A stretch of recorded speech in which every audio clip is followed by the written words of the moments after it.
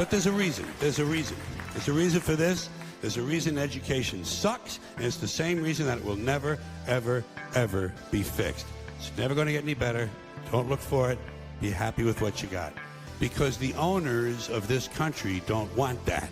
I'm talking about the real owners now. The real owners, the big wealthy business interests that control things and make all the important decisions. Forget the politicians. The politicians are put there to give you the idea that you have freedom of choice. You don't. You have no choice. You have owners. They own you.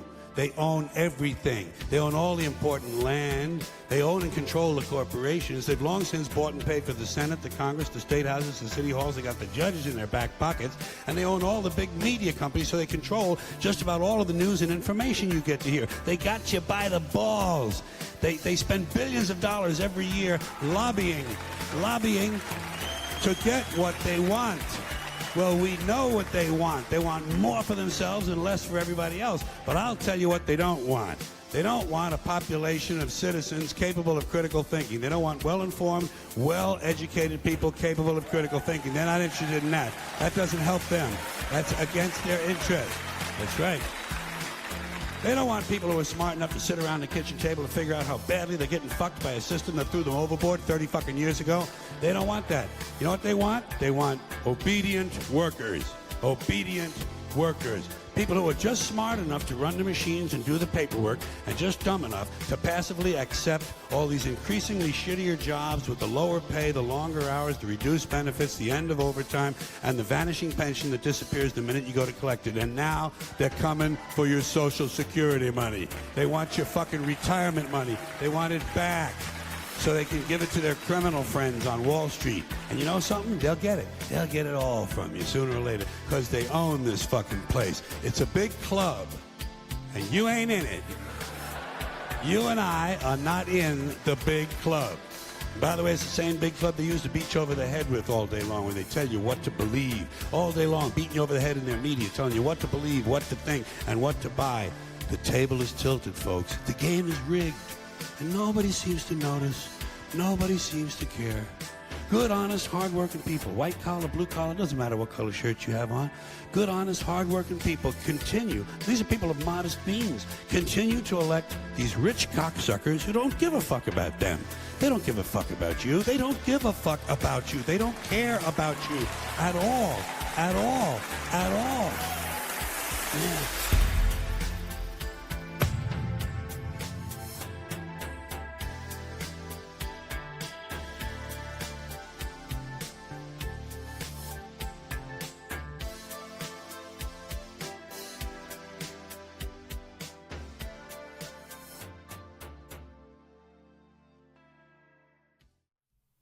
How did we get here? Dr. Fauci, give us vaccines. Help all the people who have been quarantined. We'll wear our masks and we'll have to stay distant. We'll wash our hands and we'll be more resistant. Fauci.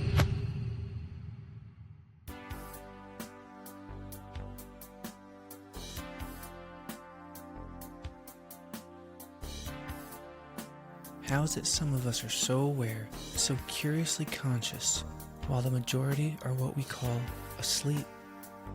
How is it that the mainstream media has gained so much control that its influence has manufactured generations of numb, pleasure-seeking consumers? How did we get to a world where beaches were shut down, where masks were required to enter into gas stations and restaurants, where churches closed and Walmart stayed open? How did we get to this point where a vaccine was forced onto us? A vaccine made and approved in a year, while the normal rate of testing for safety takes 5 to 15 years. How did we come to forfeit our freedoms, all for a flu with a 99.7% survival rate? If the world were a software, it's been hacked. The forces that brought us here are the same forces that rigged the 2020 election. They are a group of globalists who are currently losing their grip on the reality they distorted. It may be hard to see or believe, but the house of frauds is crumbling. And the more aware we are of their agenda, the more of us can wake up and take action and fight against the New World Order. To understand how we got here, we need to go back 48 years to September 11th, 1973. They choose dates with purpose. 9/11 was a day for sacrifice in the year 2001, but many aren't aware of 9/11 being an equally inhumane act of government mass murder toward the citizens of Chile. The 1973 Chilean coup d'etat was a military coup in Chile that removed the popular unity government of President Salvador Allende. Chile's main stadium became the center concentration camp where those who opposed the government would be tortured and murdered. The CIA spent a reported $8 million in 3 years between 1970 and 1973, under Henry Kissinger's role as the principal policy architect of U.S. efforts to oust the Chilean leader and assist in the consolidation of the Pinochet dictatorship in Chile. Kissinger initiated discussion on the telephone with CIA Director Richard Helms about a preemptive coup in Chile. "We will not let Chile go down the drain," Kissinger declared. Helms responded, "I am with you."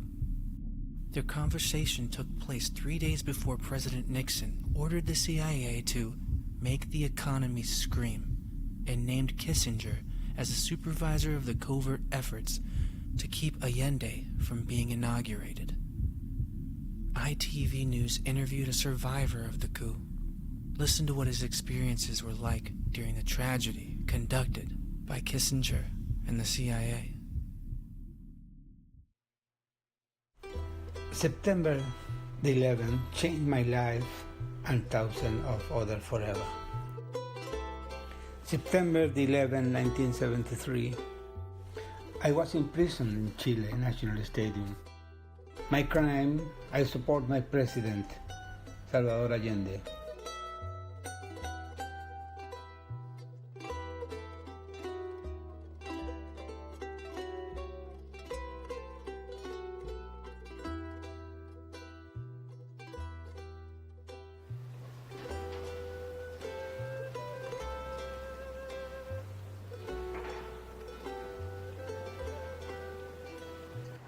All the memory now is coming back to me. It was blocked for more than 40 years. And to see again all this is sad, very sad. Over 40,000 people were imprisoned. Many tortured in the most sadistic way. More than 3,000 murdered. They turned the National Stadium in a prison. I was held in a football changing room. Women were held in the Olympic swimming pool. Whilst unthinkable Nazi-inspired torture happened in the velodrome.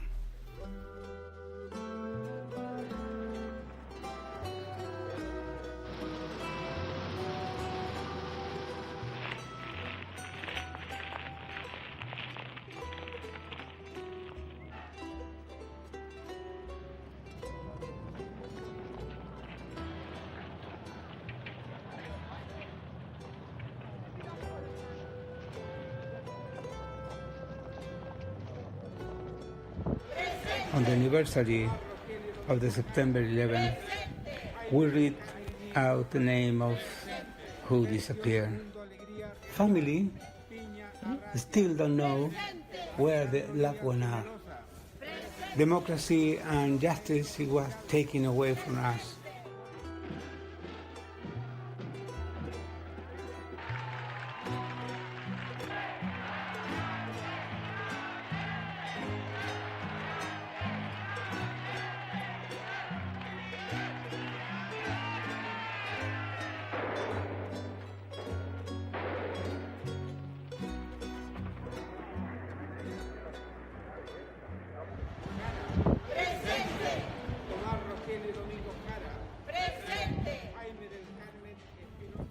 I was lucky.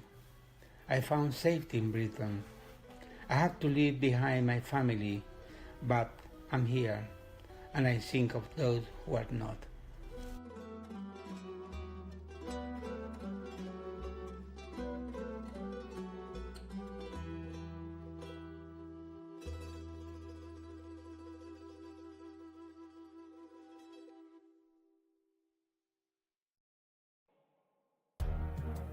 So who is Henry Kissinger? An op-ed in the Harvard Crimson, written by Michael R. Gallant, paints Kissinger as a war criminal. He writes, in 1971, Kissinger backed Pakistan in its war against Bangladesh, despite evidence of massacre and rape. In 73, he orchestrated a military coup against the democratically elected Allende regime of Chile, installing in its stead the violently oppressed Pinochet dictatorship.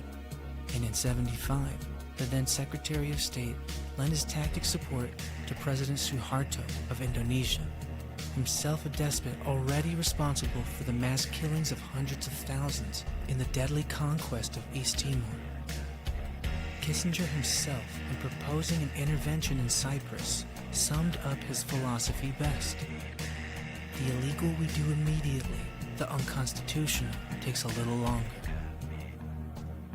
Listen to Christopher Hitchens, author and journalist, speak about Kissinger.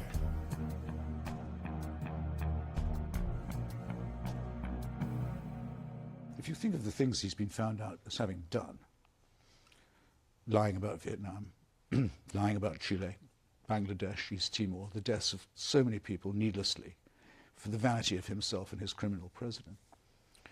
We have other people from that period in our history, Robert McNamara, the Bundy brothers, others, William Colby, who, in their books and their memoirs, tried to make some kind of restitution. They said, actually, this was pretty bad policy. And we sort of suspected at the time that it was bad, maybe worse. And we're sort of sorry. And actually, we have some evidence we feel we should share with you, some disclosures that you should have had at the time. It made so much. Kissinger's never said a word of self-criticism, not one. And he gets very petulant and angry and spoiled and ugly when he's criticized. If you followed Bernie Sanders during the 2016 election, he was very vocal about this when debating against Hillary Clinton. Where the Secretary and I have a very profound difference. In the last debate, I believe in her book, very good book, by the way, in her book and in this last debate, she talked about getting the approval or the support or the mentoring of Henry Kissinger. Now, I find it rather amazing because I happen to believe that Henry Kissinger was one of the most destructive secretaries of state in the modern history of this country. I am proud to say that Henry Kissinger is not my friend. I will not take advice from Henry Kissinger. And in fact, Kissinger's actions in Cambodia, when the United States bombed that country, overthrew Prince Sihanouk, created the instability for Pol Pot and the Khmer Rouge to come in, who then butchered some 3 million innocent people, one of the worst genocides in the history of the world. So count me in as somebody who will not be listening to Henry Kissinger.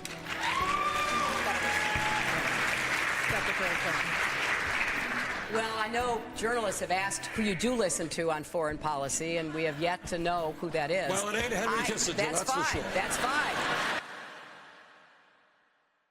To further understand Henry Kissinger's motives, it's key to understand ideological subversion. Ideological subversion is a psychological warfare tool to change what people believe, or change the perception of reality. As an offensive tactic by hostile intelligence services, large quantities of misinformation and deception are used as weapons against competing nations or political systems. The purpose of such propaganda-driven methodology is to attack people at the psychological level in a bid to destabilize and undermine the entire ideological structure of a nation. The ultimate goal is complete collapse of the target society.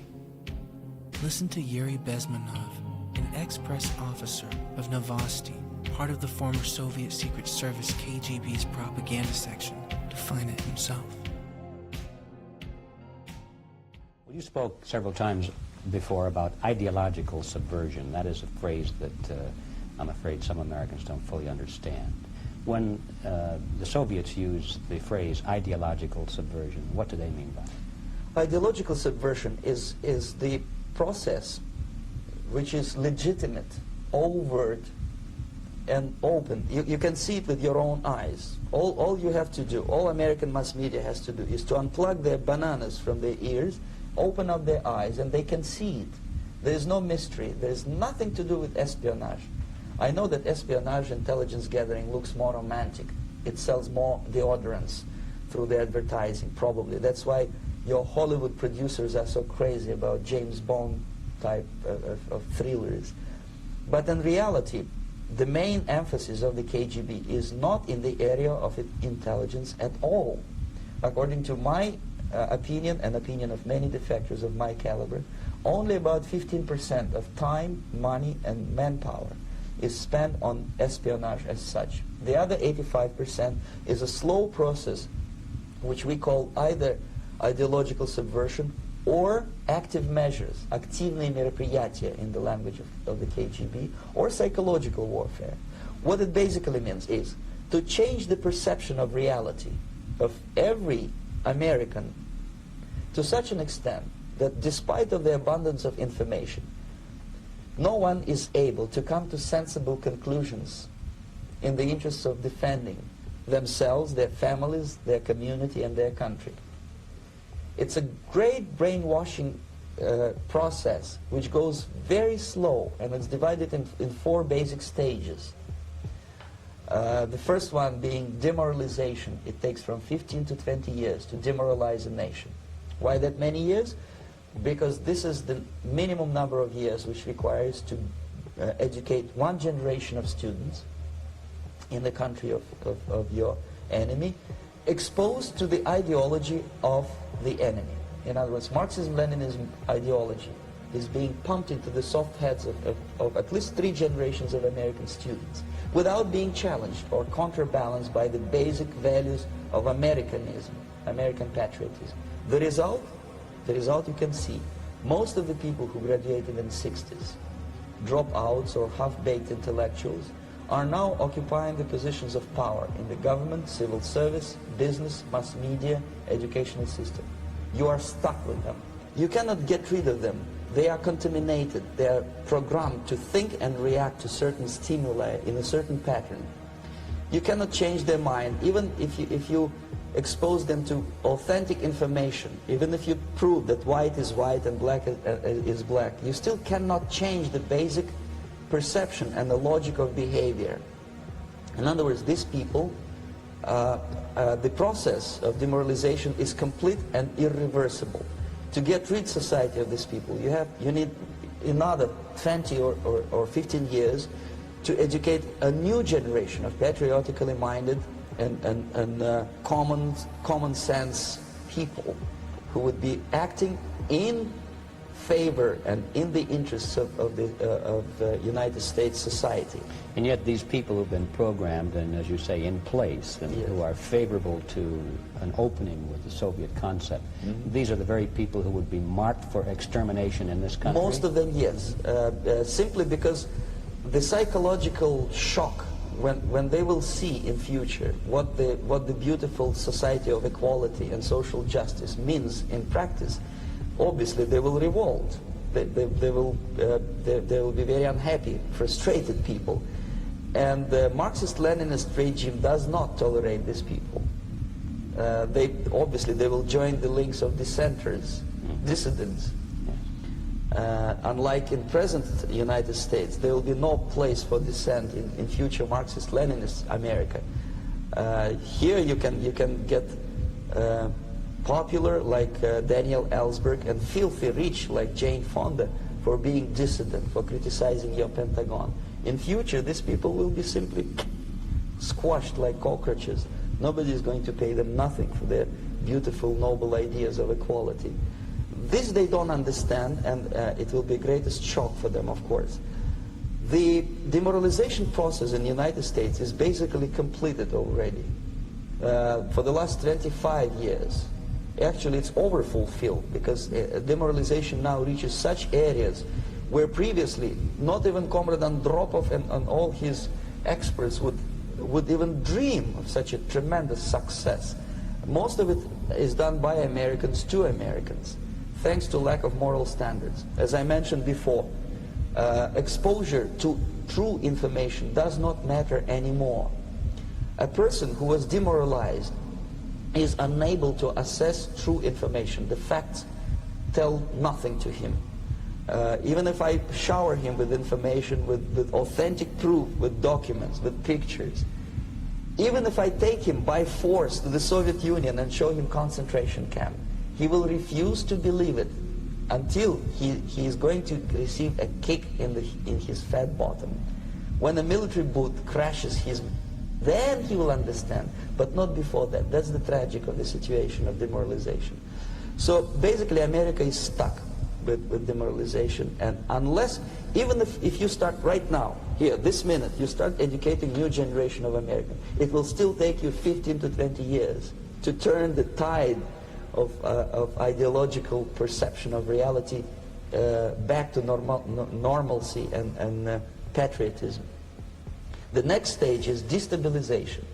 This time, subverter does not care about your ideas and the patterns of your consumption. Whether you eat junk food and get fat and flabby, doesn't matter anymore.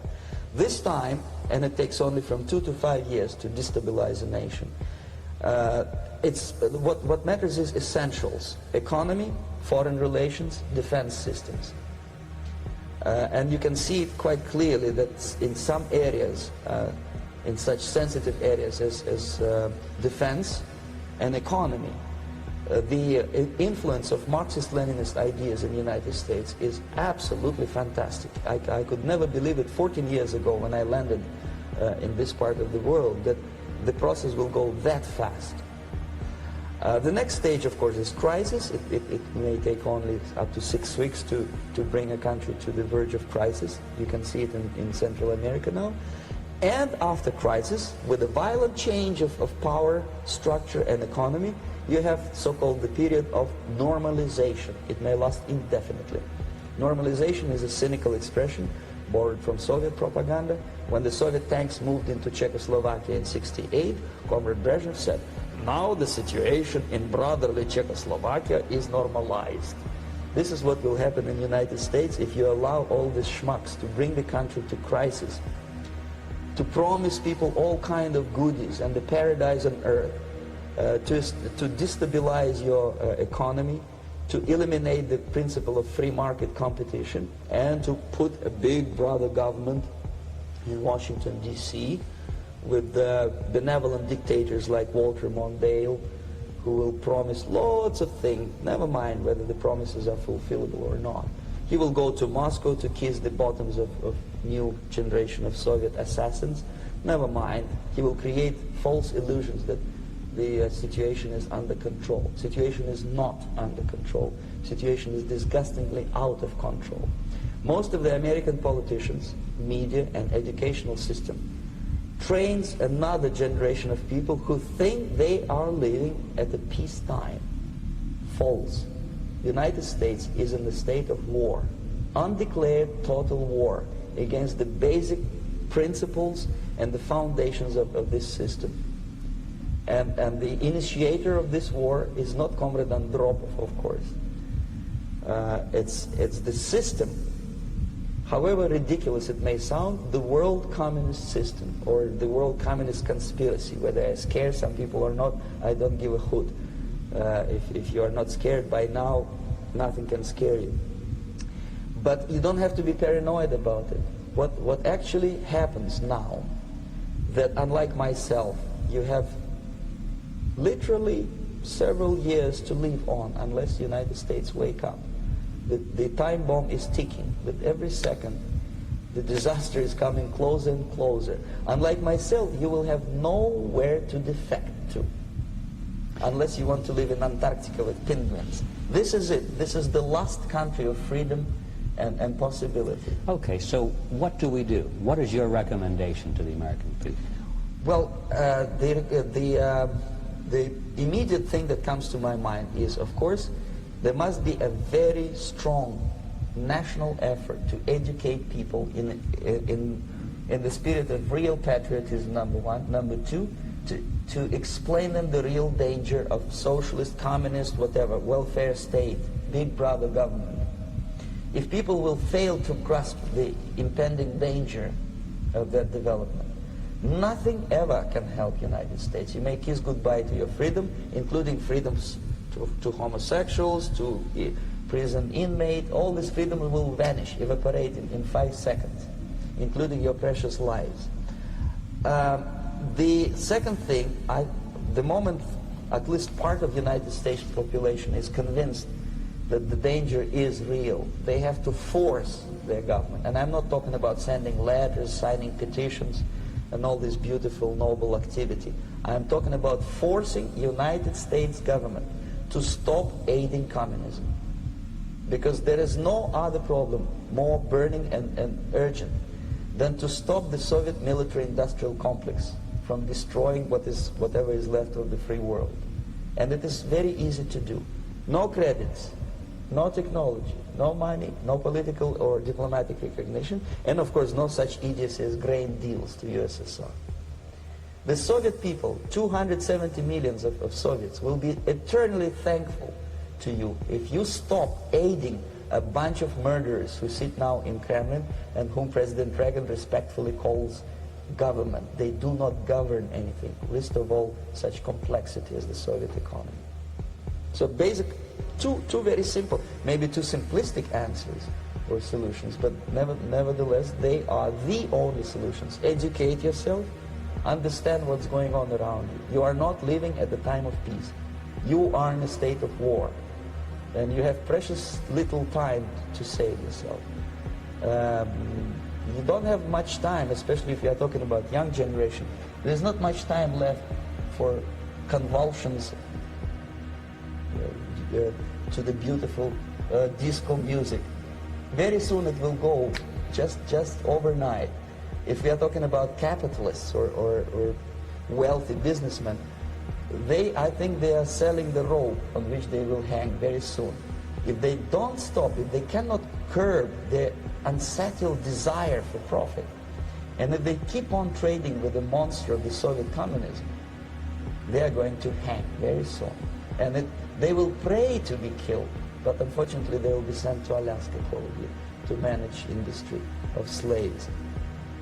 It's simplistic. I know it sounds unpleasant. I know Americans don't like to listen to things which are unpleasant.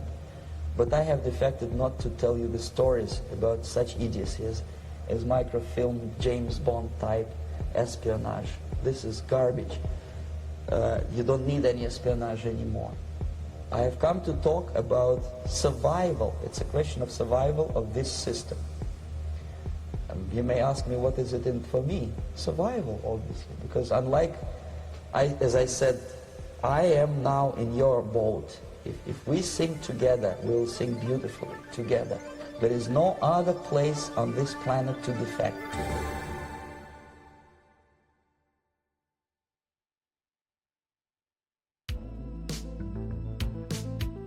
This is the architecture of the matrix that we live in.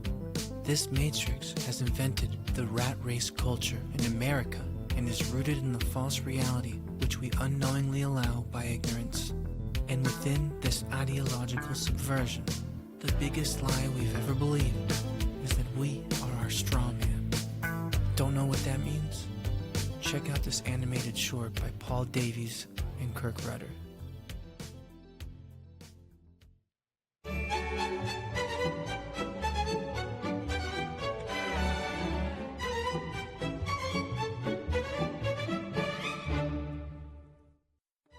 The government. It loves you and wants to keep you safe and well. It even wants to make paying taxes, fines, and court costs easier for you. How? Well, you'll need to meet your straw man. He was born the same day you were. He looks like you, has the same name, and lives in your house, but you never knew he existed.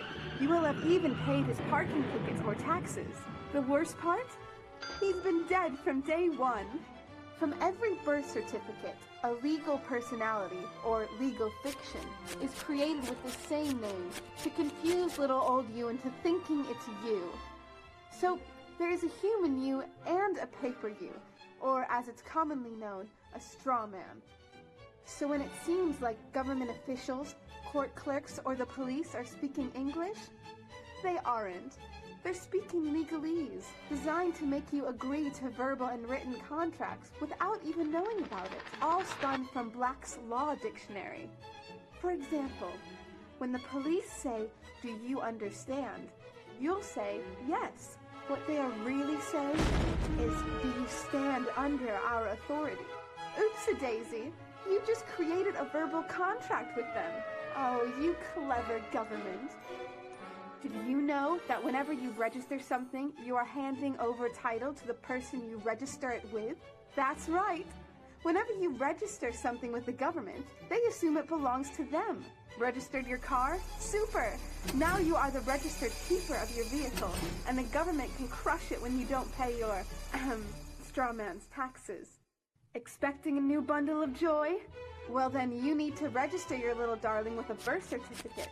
Then they can start the process all over again and create a new straw man for your little one. Isn't that great? So when Junior grows up, he'll be able to generate revenue just like you have. When you notify on your baby by signing the birth certificate, your child becomes a ward of state. And if the government doesn't like what you're doing, they'll assume it's okay to take the child away or make new rules for things they don't like. Not enough school? Smacking your child? Shouting too loudly? Then it's off to social services for the little one. When you get a bill, it's sent to you but belongs to your straw man, not you. That's why bills, fines, and summons start with Mr., Mrs., or Ms. Sometimes you'll see your surname in capitals, just like on a gravestone. That's because your straw man is dead and just a silly piece of paper, created before you could comprehend or even consent to it. When you go to court, you represent your straw man, so you, the human, take on any costs, fees, taxes, and fines involved for the straw man. The human you doesn't even need to pay them. But you made a contract with the court by appearing on behalf of your legal personality or straw man, just like the government knew you would. Confused? Well, don't worry. The government doesn't want you to know anyway. If you knew, you'd stop paying things like council tax and parking tickets. Because when you go to court, you are representing your straw man. You are you, alive and made of flesh and blood. Your straw man, or legal personality, is a piece of paper created from your birth certificate. And you think it's you. What a silly Billy. Would you like to know more? Well, then go over to tpuc.org. Get up, get informed, and get real.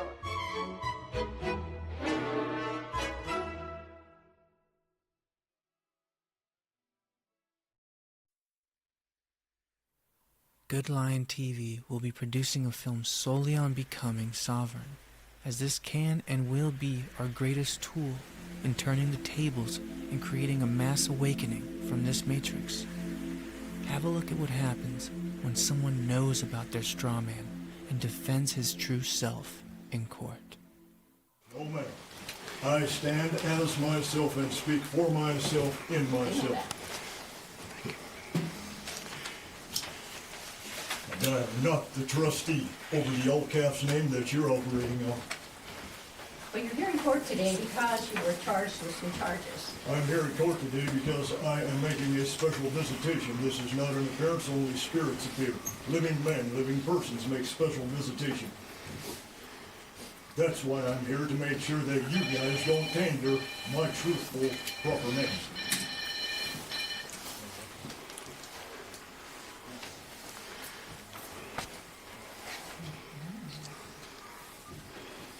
Do you still live at 28 Flying Eagle in Manhattan? That is a storage unit that I sleep in from time to time. All right. I live in myself in this body. I am the living man.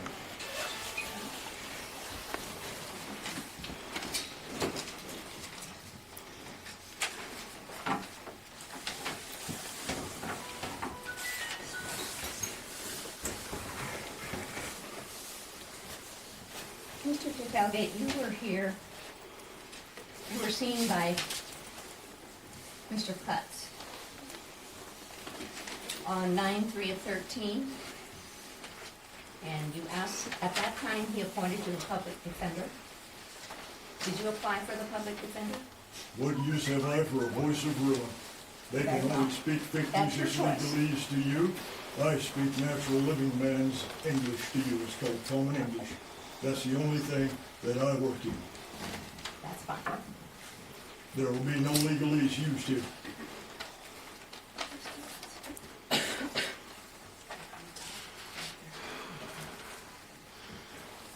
Well, you were charged on the 31st of August of 2013 with obstructing a police officer in violation of 457302.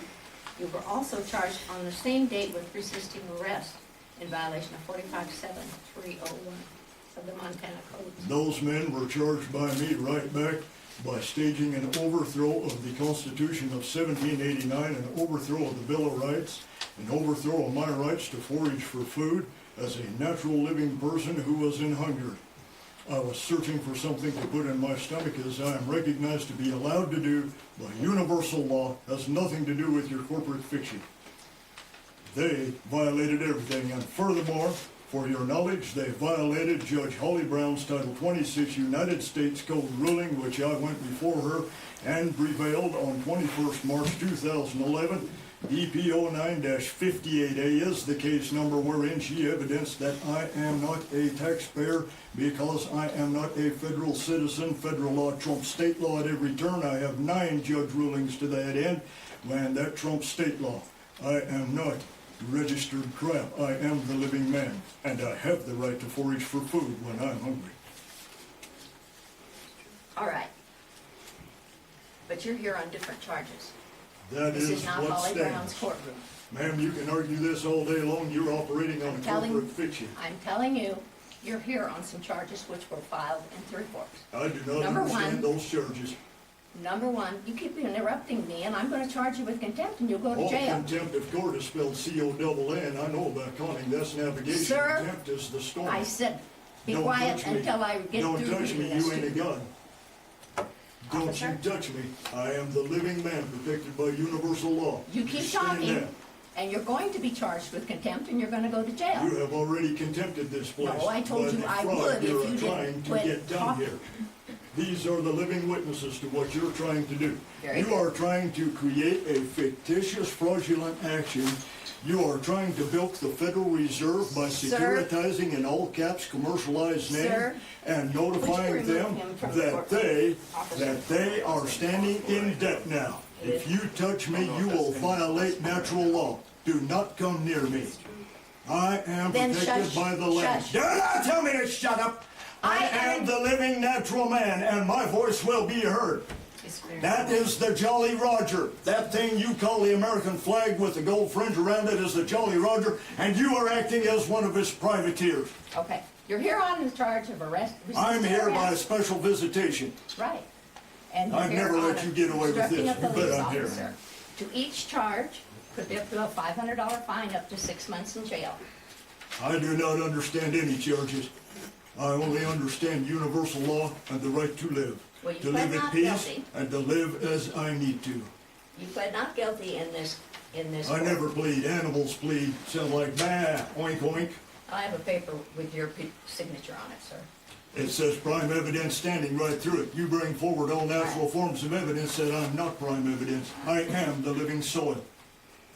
The dirt, the water, and the air has its own voice, does it not? It all supports Sir? forms of life, does it not? I am a part of that life. I am not your corporate fiction. Sir, Do not tainter me. you're here today on an omnibus hearing. You've already pled not I am guilty. here by special visitation to see to it that you do not tainter my natural living man's name. Are you prepared That's why to tell I'm the here. court if you wish to go to trial on this matter? This is a trial. Tell No, me it's this not. isn't a trial. Here's my This is jury an of my omnibus peers. hearing, sir. You cannot produce a jury of my peers because all juries are selected from a pool of registered voters, and the instant a person registers to vote, their natural ability as a peer to comprehend natural law has been dissolved and turned into fiction. There cannot be raised a jury of my peers. It cannot be done. Excuse me for just a moment. No way. Get back here and finish this. Hey, get back here and finish this. The judge has left the courtroom. There you go. You won. Yeah. There is nobody in this courtroom. Yeah. The judge has walked out. The judge has walked out. I Everybody up said and no out. excuse. Everybody up and out. I'm not letting you Up and walk out. through. Up and out. Up and out. Follow the man. Get your hands on him.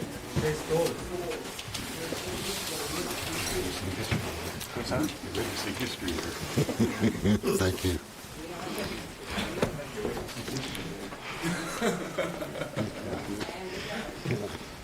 I've seen it before.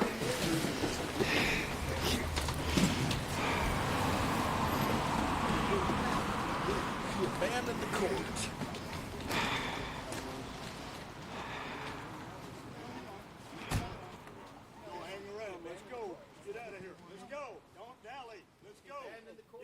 That's the kind of knowledge the Matrix has suppressed.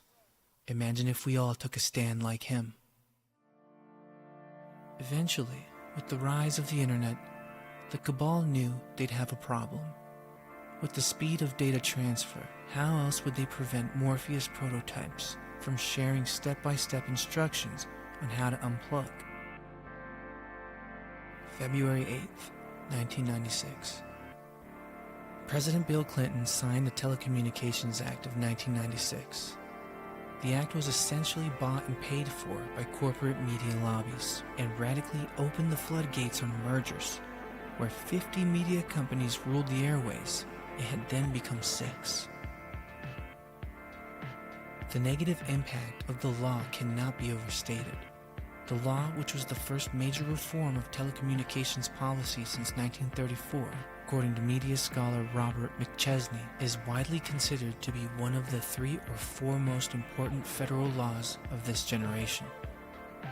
The act dramatically reduced important Federal Communications Commission's regulations on cross-ownership and allowed giant corporations to buy up thousands of media outlets across the country, increasing their monopoly on the flow of information in the United States and around the world. According to Michael Corcoran, writer at truthout.com, the Telecommunications Act of 1996 is not merely a regrettable part of history. It serves as a stern warning about what is at stake in the future.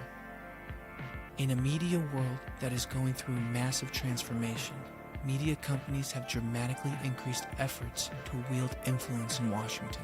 With a massive lobbying presence and a steady dose of campaign donations to politicians in both parties, with the goal of allowing more consolidation and privatizing and commodifying the internet. Have a look at what it looks like when 5 corporations own the media. Hi, I'm Fox San Antonio's Jessica Headley. And I'm Ryan Wolf. Our greatest responsibility is to serve our Treasure Valley communities, the El Paso, Las Cruces communities, Eastern Iowa communities, Mid-Michigan communities. We are extremely proud of the quality, balanced journalism that CBS 4 News produces. But we are concerned about troubling and irresponsible, one-sided news stories plaguing our country. The sharing of biased and false news has become all too common on social media. More alarming, some media outlets publish these same fake stories without checking facts first. The sharing of biased and false news has become all too common on social media. More alarming, some media outlets publish these same fake stories without checking facts first. Unfortunately, some members of the media use their platforms to push their own personal bias and agenda to control exactly what people think. And this is extremely dangerous to our democracy. This is extremely dangerous to our democracy. This is extremely dangerous to our democracy. This is extremely dangerous to our democracy. This is extremely dangerous to our democracy. This is extremely dangerous to our democracy. This is extremely dangerous to our democracy. This is extremely dangerous to our democracy. This is extremely dangerous to our democracy. This is extremely dangerous to our democracy. This is extremely dangerous to our democracy. This is extremely dangerous to our democracy. This is extremely dangerous to our democracy. This is extremely dangerous to our democracy. When a select few corporations own the entire mainstream, false flags are easily pulled off. As Malcolm X said, The media is the most powerful entity on earth. They have the power to make the innocent guilty and to make the guilty innocent, like they did to me for protesting at the Capitol. What strain is that? What strain of weed is that? Pinkberry. Hey, can I ask why you're smoking weed in the Capitol today? The events that took place on January 6, 2021 are part of a deep state false flag. But before we go into the story of Rotunda, we have to ask, what is a false flag? A false flag operation is an act committed with the intent of disguising the actual source of responsibility and pinning blame on another party. The biggest false flag we've experienced in the United States is 9/11. We were told planes hit the towers and the Pentagon, yet we know this isn't so. Check out this banned video the media overlords don't want you to see.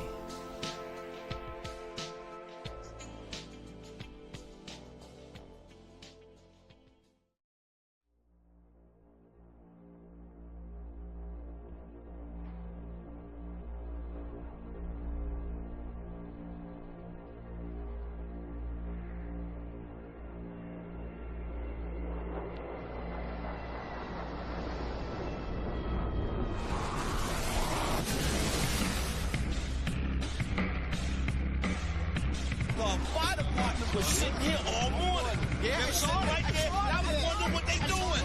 I said, where's the fire department just sitting there? That's what I'm thinking. No, it wasn't in the commercial airline. Oh, that second one wasn't no commercial. No, the second one definitely. The first one I never saw. The second one I saw was big, but it didn't have any markings on it that I saw. No, I didn't see any. The second one, it didn't have, like no camouflage or anything. No emblems, no logos. I mean, it was moving so unbelievably fast. The last thing I saw before the second attack was the silver underside of the plane before it went into the building.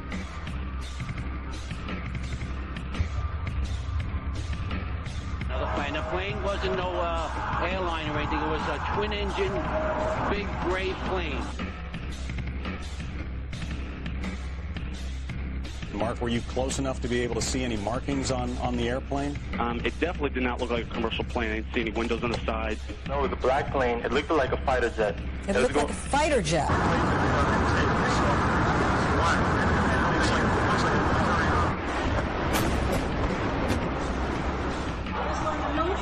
It was a military plane. And it didn't look like a commercial jet. Could be a drone aircraft. That's an aircraft that's guided electronically to its target without having a pilot. Did you actually see the jet itself? Yes. And what type was it? It was gray, to be honest with you. It was gray. It was it was like a 737. They thought it was a fighter jet coming in to cover the city.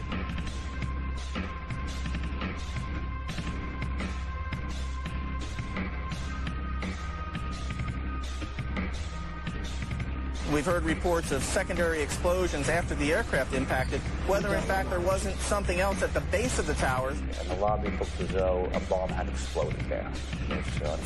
All the glass was taken out. There were 10-foot by 10-foot marble panels that were once walls. Several people with their hair singed, skin hanging off.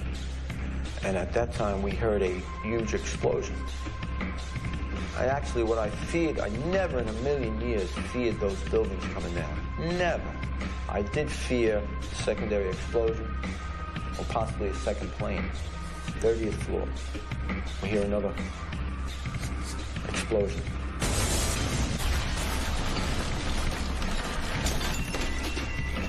I really thought it was maybe the end of the world. There was going to be more planes coming in. There was going to be bombs going off. I didn't know, to what degree they really just had us surrounded. From World Trade Center, we took a hit on that last explosion. The man supposed to be evacuated this time. He's dead? It exploded and all exploded all in. The fire department's happened? All back.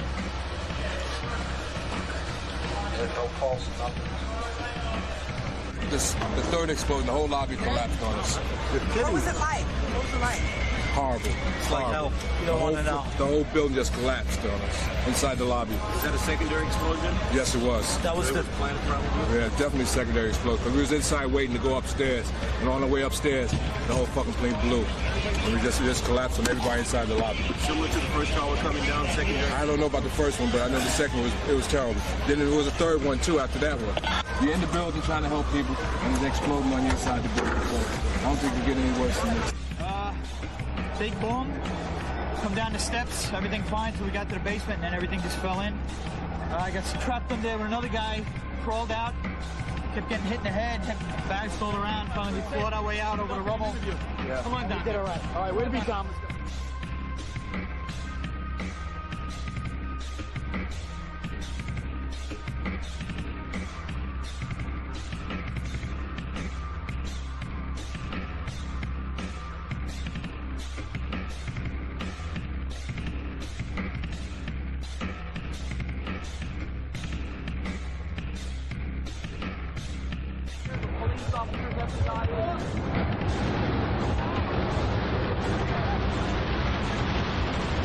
This is clearly, the way the structure is collapsing, this was the result of something that was planned. This is not, it's not accidental that the first tower just happened to collapse and then the second tower just happened to collapse in exactly the same way. How they accomplished this, we don't know. They're thinking about bringing the building down. They didn't say what building. They just said bringing a building down. Last few seconds, he took his hand off, and you heard 3, 2, 1, and he was just saying, just run for your life, just run for your life. And then it was like another 2, 3 seconds, you heard explosions. Like, boom! Oh, you want to call your mother or something? Get back. I know that. You gotta get back. All right? Don't worry about me. This was a boom, and like you felt a rumble in the ground, like almost like you wanted to grab onto something.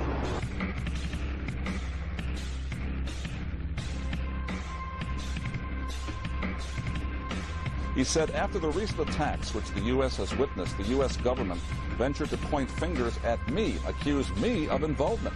The U.S. government has consistently blamed me for being behind every occasion its enemies attack it. I would like to assure the world that I did not plan the recent attacks, which seems to have been planned by people for personal reasons. The president said that Osama bin Laden was the prime suspect. Why? There's just a lot of evidence. Oh, the reason I keep insisting that there was a relationship between Iraq and Saddam and Al-Qaeda, because there was a relationship. 2/3 of Americans say it's not worth fighting. So? So?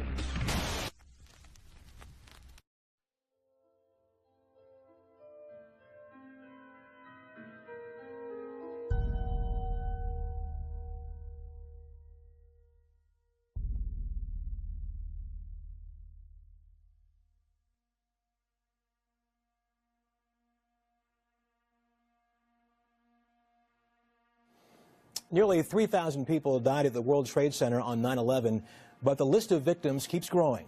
70,000 men and women worked at the ruins at Ground Zero. Many now suffer from illnesses officially linked to the toxic smoke and dust, including respiratory and gastric diseases. We all heard in the beginning, the air was good, it's okay. Yeah. Now that very same government's saying, well, cancer's not part of it. 3 New York City firefighters died of cancer on the same day this week. More than 850 firefighters and emergency workers have developed cancer because of their work at Ground Zero.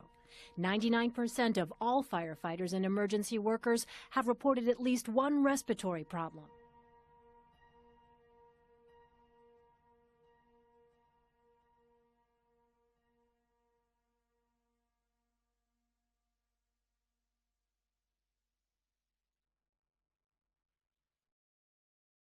And just the day prior to 9/11, Donald Rumsfeld held a Pentagon briefing announcing the mishandling of $2.3 trillion in transactions. $2.3 trillion with a T. That's $8,000 for every man, woman, and child in America. To understand how the Pentagon can lose track of trillions, consider the case of one military accountant who tried to find out what happened to a mere $300 million. We know it's gone, but we don't know what they spent it on. Retired Navy SEAL and member of SEAL Team 6 and ex-CIA, Michael Jaco, sat down with Good Lion TV and shared his view about 9/11. Have a listen. Yeah, 9/11 basically was, I predicted it actually coming. I was at the Naval Academy, and I told this was in August, early August, we'd get together with like 3-star generals and admirals and so forth, and we'd talk about, you know, what's going on with basically the academy, you know, who's coming through. And the generals were like, you know, Marine generals and of course the admiral that ran the Naval Academy. Very, very high ranking, very nice guys. I you know, hung out with them, talked to them a lot. So they trusted me, being a Navy SEAL, my military combat experience, being at SEAL Team 6. They respected me, had, you know, high regard for me. So they were asking, you know, what should we look at, you know, going forward? And just kind of like out of the blue, I was like, I feel there's going to be some kind of attack, a terrorist attack coming up. And it's going to be something we really need to be aware of here at the Naval Academy. I've been looking at the security here. It's not very good. We need to really look at the security. And I used to talk about the security. I used to talk about terrorism and stuff like that. They would have me brief. I would brief the whole academy, like 4,000, you know, students and you know, faculty and so forth. It was really cool. So I briefed them about terrorism and how I was like, you know, you got to like change up your pattern and move around different ways. And they kind of laughed at me because I would tell them that I never try and do the same thing. I even walk to the gym different every day, you know, at different times. And it's just the way my mind works, the way I do things. Everybody like had a real good laugh at that. And then, you know, a few months later, 9/11 happened. But I was telling them that I felt it was coming, and we need to beef up security. So they actually, I remember it was a female who was the head of security. They came up to me. She says, "Oh, thank you. I've been trying to tell them for you know, months, and they never listened to me." And so sure enough, we beefed up security. We found later that actually there was a list of targets, and the Naval Academy was one of them. And probably when you make yourself a hard target, then they don't hit you. Now, as far as like when I was watching when the towers were dropping or when they were on fire, the first one. So I got a call from my wife at the time. She's like, a plane just crashed into one of the Twin Towers. So like 2 years before that, I'd been in those Twin Towers. Like I'd done a hand-to-hand course up in the New York area, and I'd taken my group and we like made a side trip and, you know, visited New York and walked the streets and went up to towers. It was like, oh, that's cool. So I'm like, you know, on a certain level, I'm like looking at it, it's like, oh, that's unbelievably tragic. But that's too bad, you know, because I'd known that a plane had hit the Empire State Building when they were building it. It was a B-24 bomber or something had crashed into it, like didn't damage it at all. And I was like, you know, this is nothing. You know, they've had fires on there. I knew they had fires on there. I knew that they were designed to take aircraft, you know, like multiple aircraft and still stay standing, not be impacted or you know, no problems at all. So I you know, we heard, you know, the firemen going up, and I was like, yeah, they're going to put the fire out. It's no big deal. And then I saw the tower collapse, and I saw the other plane crash into it. I'm like, we're under terrorist attack. And then I saw the one building collapse, and I'm like, somebody got inside. How did they get inside? That's incredible, because I'm a demolition expert. When I was at SEAL Team 6, we used to train everybody. We used to train the FBI, because they would come to us. I used to go to Australia and train Australians, because we were the cutting edge of demolition. I could take a manhole cover and make it into a shape charge and blow out the corner of a building, and it's big enough so we could drive a vehicle into a center block reinforced, steel reinforced building. Was this thermite thing? There was probably thermite in it, but there was also directed energy weapons. So with the directed energy weapons, with the thermite that was put in there, as we found out later, There were teams that were inside that were on certain floors. People could hear drilling going on in the middle of the night. They took away the dogs, the bomb sniffing dogs, about 2 weeks in or out from, and the bomb sniffing dogs were owned by a company that was in the Bush family. So all of these, we started finding these things out later. Now we can look at and they don't show it anymore, and it's hard to find it, but remember all those videos of planes crashing in? Well, if basically aluminum plane crashed into the building, it would like collapse and like you'd see pieces falling. But these planes disappeared into the building. I remember seeing that. I was like, that is the weirdest thing. And now that we know CGI on the level that we do now, we know that they could manufacture that. So there were, like we've been talking about, they are hundreds, if not thousands, 1,000 years ahead of us technologically. So CGI on that level was something that none of us really understood or realized at the time, but now that we look back and it's like, that's CGI. The CGI they used on that. Everybody fell for this, you know? I didn't, but you know, over time, I started pointing it out. This was, I even drove by the Pentagon. I was looking at the Pentagon crash. I was like, there's no plane crash there. That's the most heavily, you know, watched building in the world, and they have like a 2-second, like, you know, like you'd see like a tail going into the building. That was a missile. I knew it. It was a cruise missile. So anyway, there was no debris. The wings that should have been like, you know, impacted the building, there was no wings that had impacted it. There was like just this one blasted out area. And I was like, that's a cruise missile did that.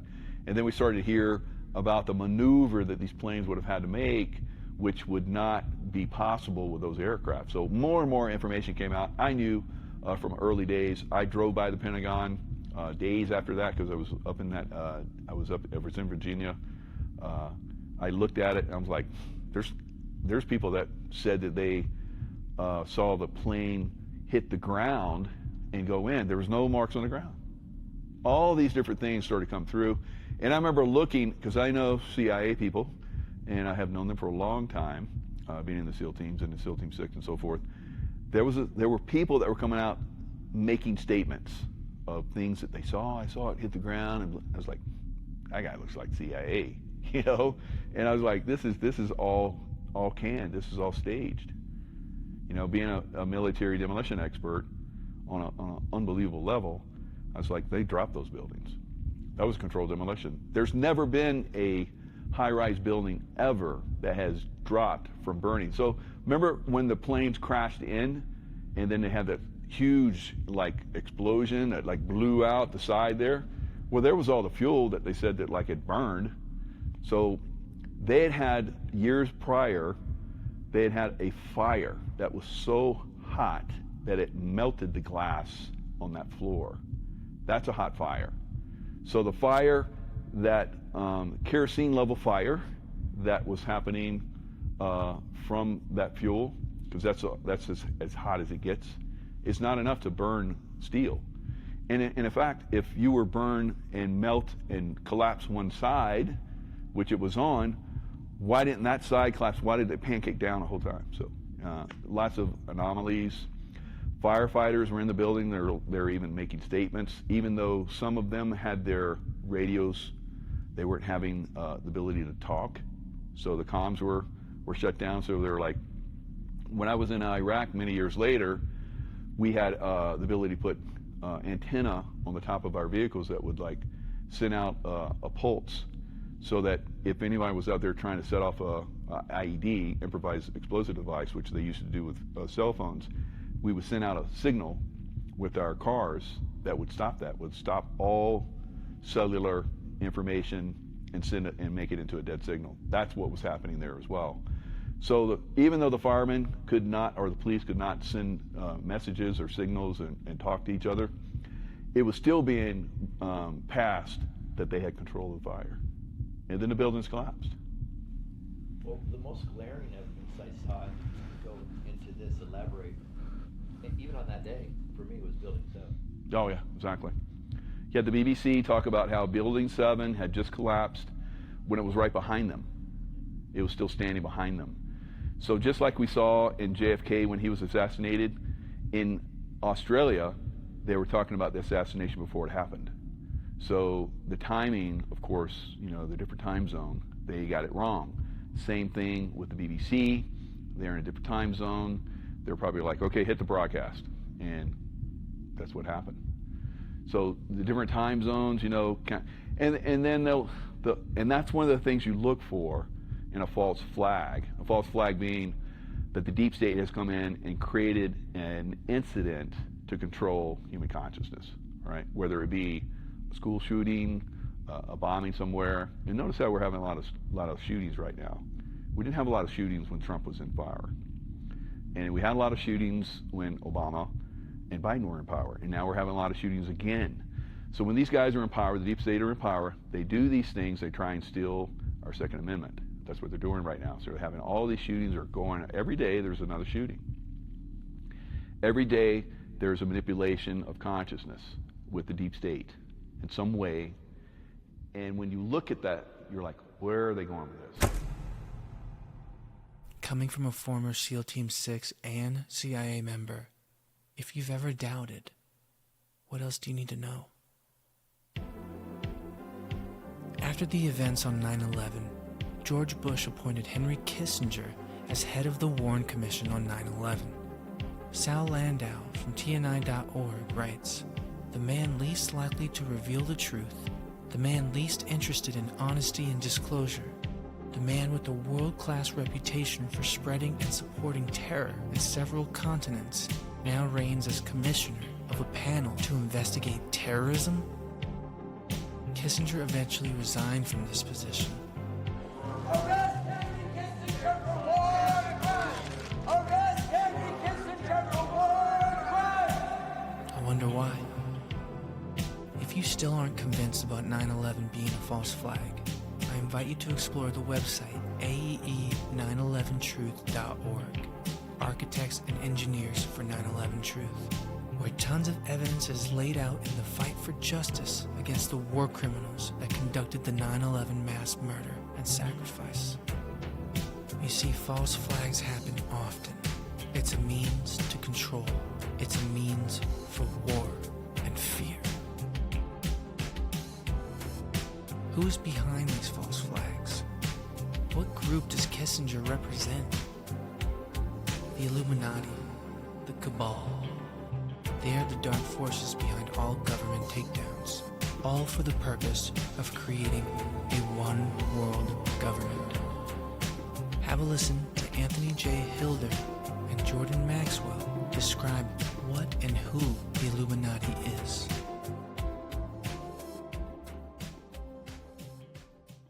I think we should clearly explain to people what the Illuminati is. You know, for those of us who are acquainted with this term, we don't have to explain it to ourselves, but for the average person out there, they've never heard this term.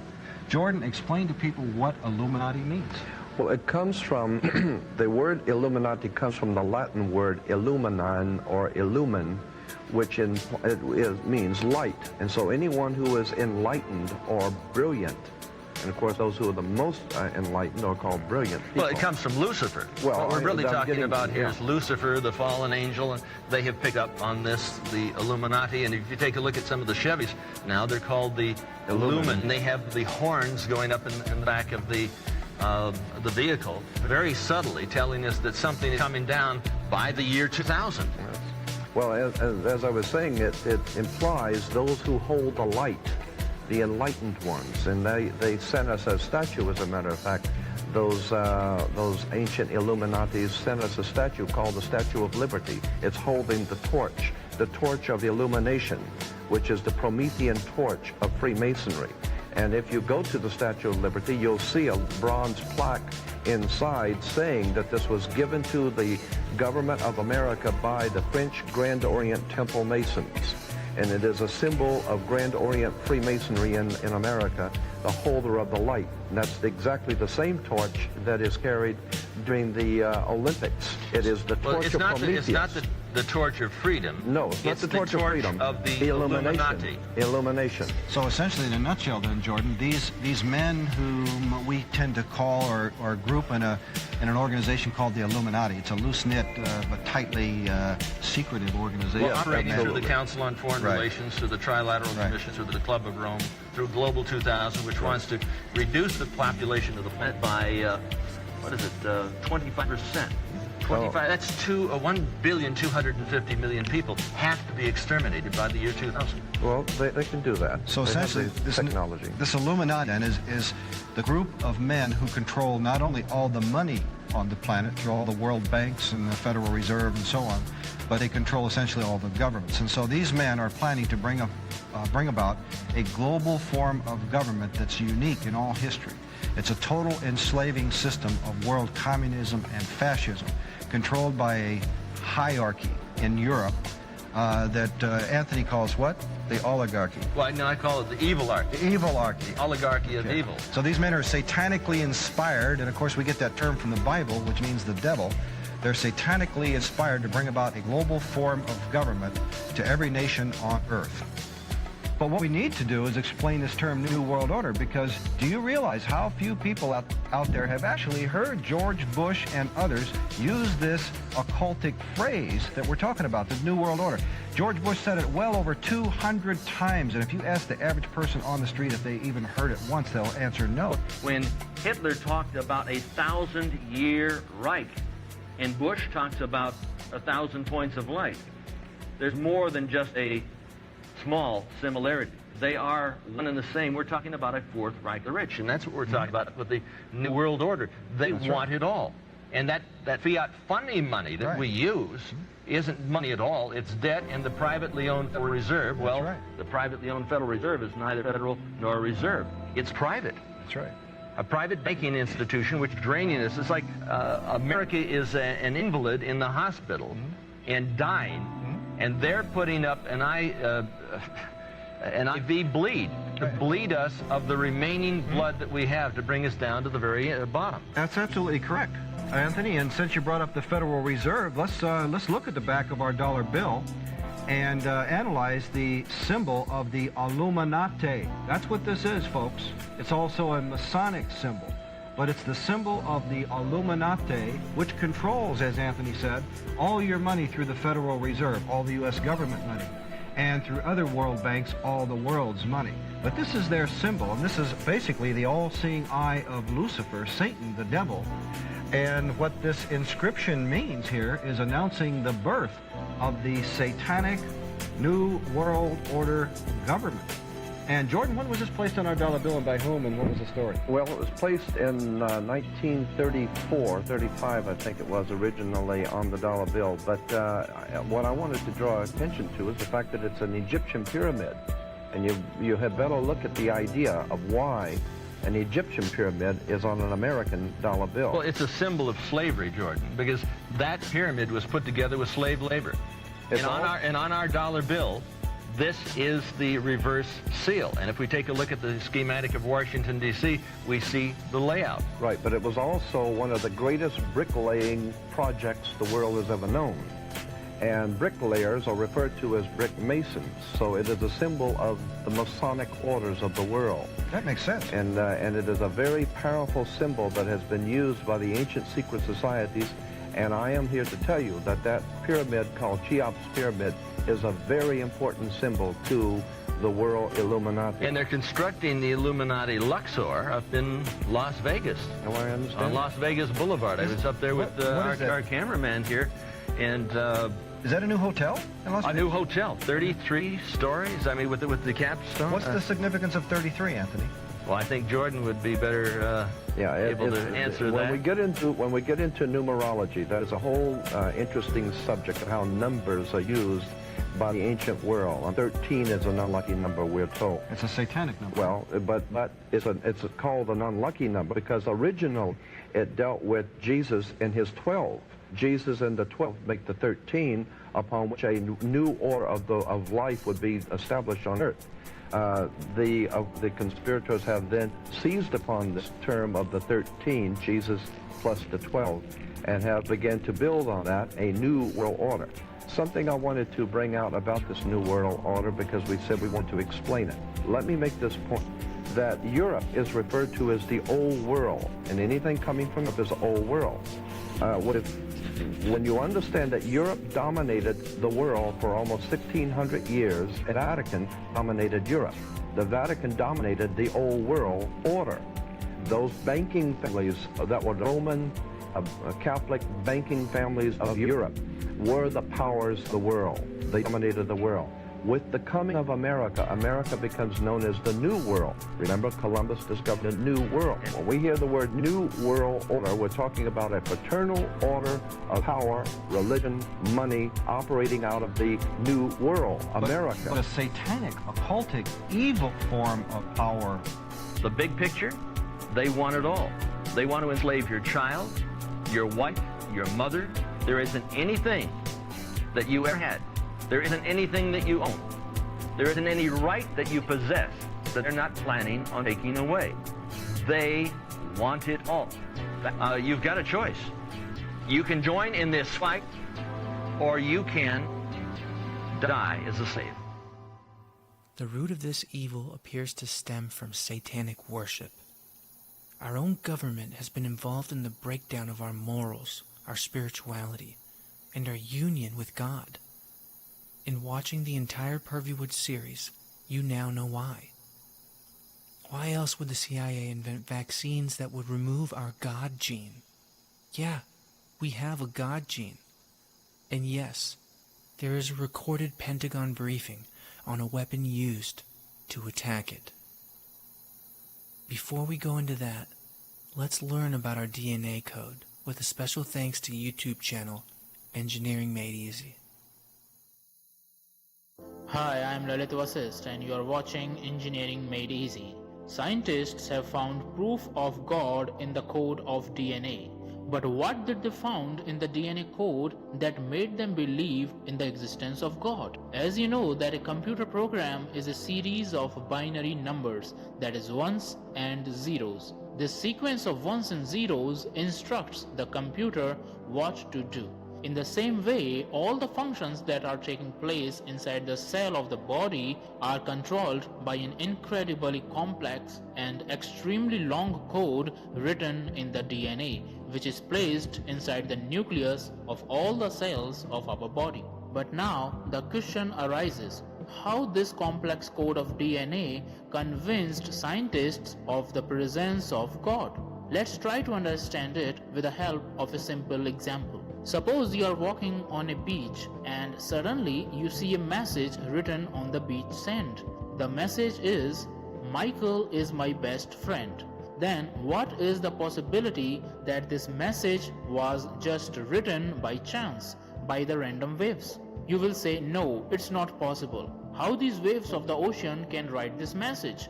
This message is an information that must have come from the intelligence. So it is not possible for us to neglect an intelligent mind behind such a simple, meaningful message carrying information. So the point is, information comes from intelligence. According to Dr. Francis Collins, director of the Human Genome Project, one can think of DNA as an instructional script, a software program sitting in the nucleus of the cell. Now, if we see the complexity of the code written in the DNA, it will boggle your mind. The letters of the programming language written in the DNA are A, T, G, and C, just like the letters of computer programming language, ones and zeros. As what the computer will do is decided by the program placed inside its memory that may be hundreds to thousands of letters long. In the same way, whole functions of the body are decided by the DNA code having its copy placed inside each cell of the body. This DNA code is nearly 3 billion letters long, and its instructions are written by different sequences and arrangements of the 4 letters A, T, G, and C.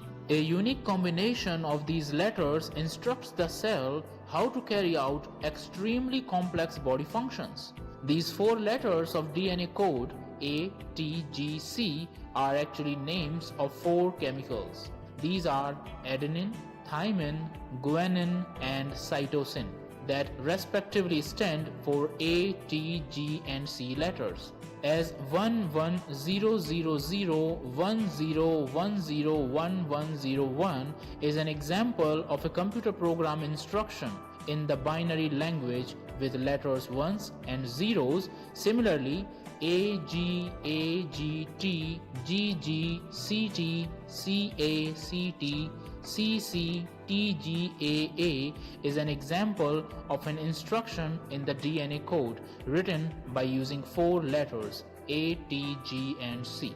Now remember the example of message written on the beach again. If such a simple message written on the beach cannot be written by chance or randomly by sea waves and needs an intelligent mind conveying a piece of information, how is it possible to neglect an infinitely intelligent superintelligence who has written that incredibly long, dense and complex code of 3 billion letters inside the nucleus of each cell? Who placed that code there?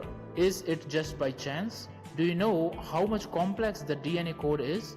The DNA code contains all the information that makes up an organism, all the features that makes you, every quality and trait that you possess, every chemical reaction taking place inside your body, and lot more. This code is transferred to the next generations. That is the reason why a child has many characteristics similar to his or her parents. It's interesting to note that a child shares 99.5% of the DNA with his parents. Everything that is happening inside the cell is instructed by the DNA code written in the language of 4 letters A, T, G and C.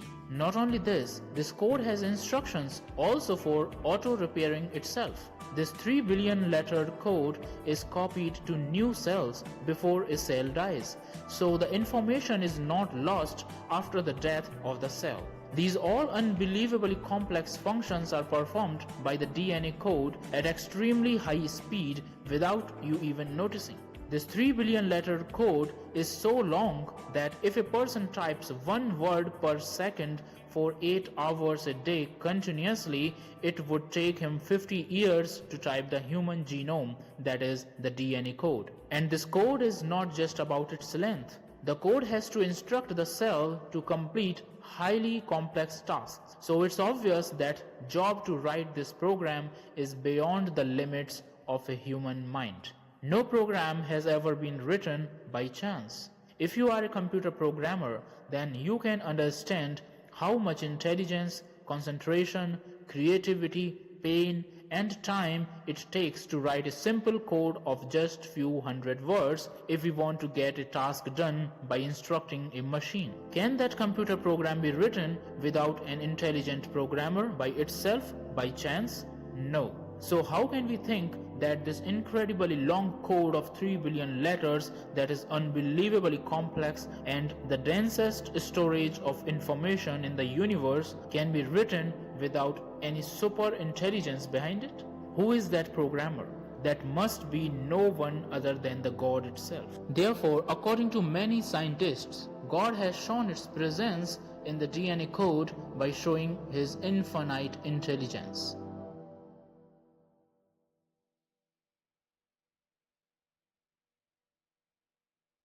Now, with that in mind, have a listen to the Pentagon briefing on removing our so-called God gene via a vaccine called FunVax, a vaccine for religious fundamentalism.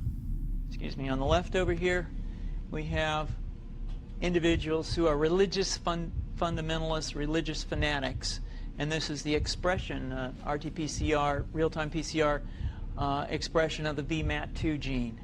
Over here, we have individuals. So let me complete. So over here, we have individuals who are not particularly fundamentalist, not particularly religious, and you can see there's a much reduced expression of this particular gene, the VMAT2 gene. Another evidence that supports our hypothesis for the development of this approach. What you see here is by spreading this virus, we're going to eliminate individuals from donning on a bomb vest and going into a market blowing up the virus? So our hypothesis is that these are fanatical people, that they have overexpression of the VMAT2 gene, and that by vaccinating them against this, we'll eliminate this behavior. So we have some very, very remarkable data in this next slide. Here we have two brain scans. These are fMRIs. These are two different individuals with different levels of expression of VMAT2. On top is an individual who's a religious fanatic, an individual, and we've repeated this numerous times, that has high levels of VMAT2. Now, this individual down here who had low levels of the VMAT2 gene, this individual would self-describe as not particularly religious. In each case, these individuals were read a religious text. This individual lit up the right middle frontal gyrus, shown here, and that's a part of the brain that's associated with theory of mind. It's a part of the brain that has to do with intents and beliefs and desires. In marked contrast, here's an individual who would not particularly self-describe as religious, and when they're read a religious text, what you see is that this part of the brain called the anterior insula lights up. This is a part of the brain that's associated with disgust or displeasure on hearing something. So you're suggesting I take a CT scan with me when I'm evaluating people to determine whether I put a bullet in their head? So the data that I'm presenting here supports the concept that we're proposing, and I think that we would not propose to do CT scans or fMRIs on individuals out in the hinterlands of Afghanistan. The virus would immunize against this VMAT2 gene, and that would have the effect that you see here, which is it's essentially to turn a fanatic into a normal person. And we think that will have major effects in the Middle East. How would you suggest that this is going to be dispersed in aerosol? Well, so the present plan and the tests that we've done so far have used respiratory viruses, such as flu or rhinoviruses, and we believe that that's a satisfactory way to get the exposure of the largest part of the population. Most of us, of course, have been exposed to both of those viruses.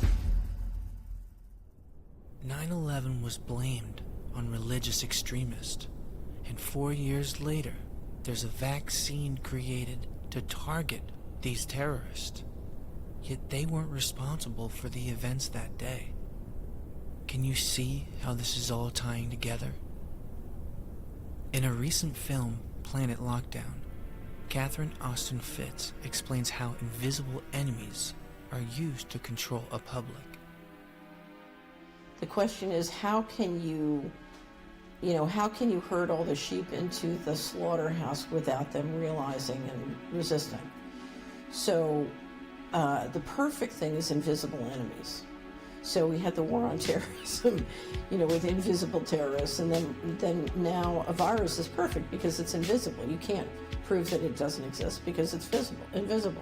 So invisible enemies are always the preferred one, particularly if they scare people. If you can use fear and introduce significant fear, then people will need government to protect them from the invisible enemy. Then the second tactic, which is very effective, is divide and conquer. And so in the meantime, if you can use the media plays a very important role. If you can turn men and women against each other and black and white against each other. And one of the reasons you import a lot of immigrants into Europe is turn the general population against the immigrants, and then you need government to be in the middle. And so these are all, whether it's divide and tactic or invisible enemies, these are all ways to institute fear and get people to go along with things. And of course, the invisible virus allows you to do enormous control mechanisms. You can stop people from gathering, you can stop people from organizing, you can stop people from getting together and talking about what's going on, et cetera, et cetera. And if you digitize it with contact tracing, then you can control who's talking to whom. If you can get them to do all their work and education online, you can literally listen to everything they're saying. So you can institute extraordinary amounts of surveillance, all in the theory that we're protecting you from the invisible virus. It's very clever, and as you can see, it's working with many people, not everybody, but many people. So to me, a lot, and I don't want to underestimate the ability of the leadership to introduce pathogens that will kill people, and I don't want to suggest that people aren't getting sick, but essentially what you're trying to do is you're trying to get people to buy into a solution before they see where it's ultimately going to go. Because you're talking about a transaction system that is no longer a currency, it's a control system. So it's like a credit at the company store. If every central bank comes out with a digital central bank currency, they have the ability to turn your money on and off. So if you don't behave, that's it. And of course, as we know, they want to combine this with transhumanism, which means literally, I take injections that can institute the equivalent of an operating system in my body. And so I'm hooked up to the financial system, literally, physically. Joe Rogan has been quoted saying, "Humans are the sex organs for the machine world." This is how far the rabbit hole goes. Transhumanism. Dr. Carrie Madish elaborates on transhumanism with the ultimate goal of having AI instilled into your DNA. So what do you think about going from human 1.0 to human 2.0? And what does that mean? Well, going from humans, as we now know ourselves, to human 2.0 has something to do with transhumanism. And if you're not familiar with that term, it's about taking humans, as we know ourselves, and melding with artificial intelligence. Kind of like being in the Matrix, if you've ever seen that movie. And that may seem kind of cool to you. We might have some superhuman abilities, maybe be able to think of something and it happens, maybe have some physical abilities that would be almost superhuman-like. That's the idea, that's what you see in sci-fi movies. And for myself, thinking about this topic, I'm like, well, I have some time. I think that's many years in the future. However, this question, this idea is now right in this moment. We need to make a decision. And I found out that we need to make a decision about this because I investigated the proposed COVID-19 vaccine. And this is my alarm call to the world. I looked at the pros and cons, and it frightens me. And I want you to know about this. You need to be very well informed because this new vaccine is not like your normal flu vaccine. This is something very different. This is something brand new. This is something completely experimental on the human race. And it's not just about being a different vaccine. There are technologies that are being introduced with this vaccine that can change the way we live, who we are, and what we are, and very quickly. I think that, some people that you might know these names, Elon Musk, who is the founder of SpaceX and Tesla Automotive, as well as Ray Kurzweil, who is one of the bigwigs of Google. These are self-proclaimed transhumanists. They believe that we should go to human 2.0, and they are very big proponents of this. There's a lot of other people that you might know their names. They're also involved with this, so you should look that up. I think the easiest way to explain this to you is to go with one of the front runners for the vaccine and go into a little bit of the history and tell you how they want to make the vaccine. And I think that will speak volumes. So for instance, Moderna is one of the front runners for the COVID-19 vaccine.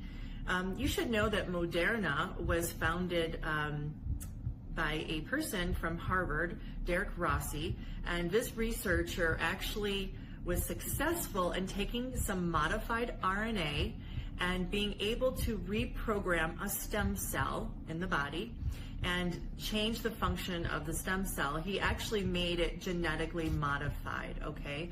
So he proved that you can genetically modify something by using modified RNA. So they founded the company Moderna on this concept. It's kind of a new kid on the block, Okay, it's not been around that long. In fact, it hasn't even made any vaccine for a human before. It's made no medicine for a human before. This will be their first run. You must know that Moderna was in the news recently because it really fast-tracked. It's like the other companies, it's fast-tracking the vaccine.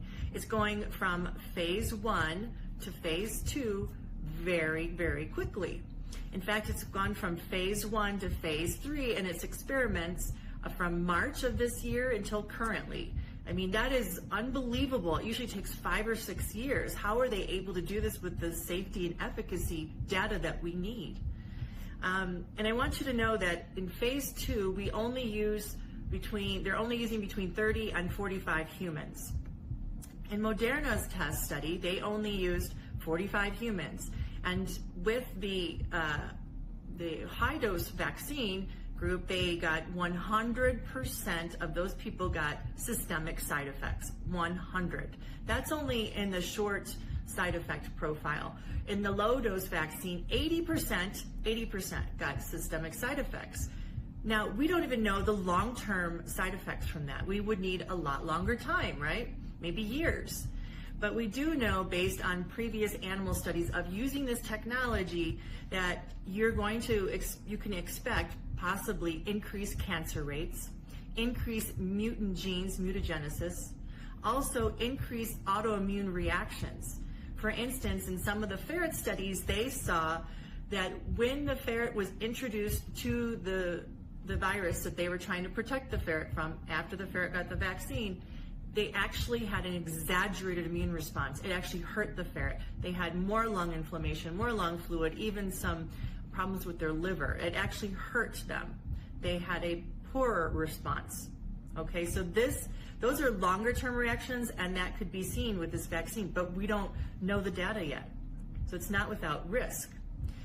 And how are they doing this? Well, they're actually suggesting to use a platform. Let me just explain how they would administer the vaccine. So the vaccine, there's an idea called microneedle platform, okay? This was developed by MIT. And they said it could be very easily produced, okay, and mass produced. This is why they're proposing this technology, and many millions of vaccines could be made quickly. They could also be administered by yourself. So the idea is to get a Band-Aid. It looks like a Band-Aid you buy in the drugstore. It's shipped to you through Amazon or UPS or some other shipping service. You take it out of the package, you put it on your hand like this, and then you take the sticker off, and voila, you've been vaccinated. So how is that possible?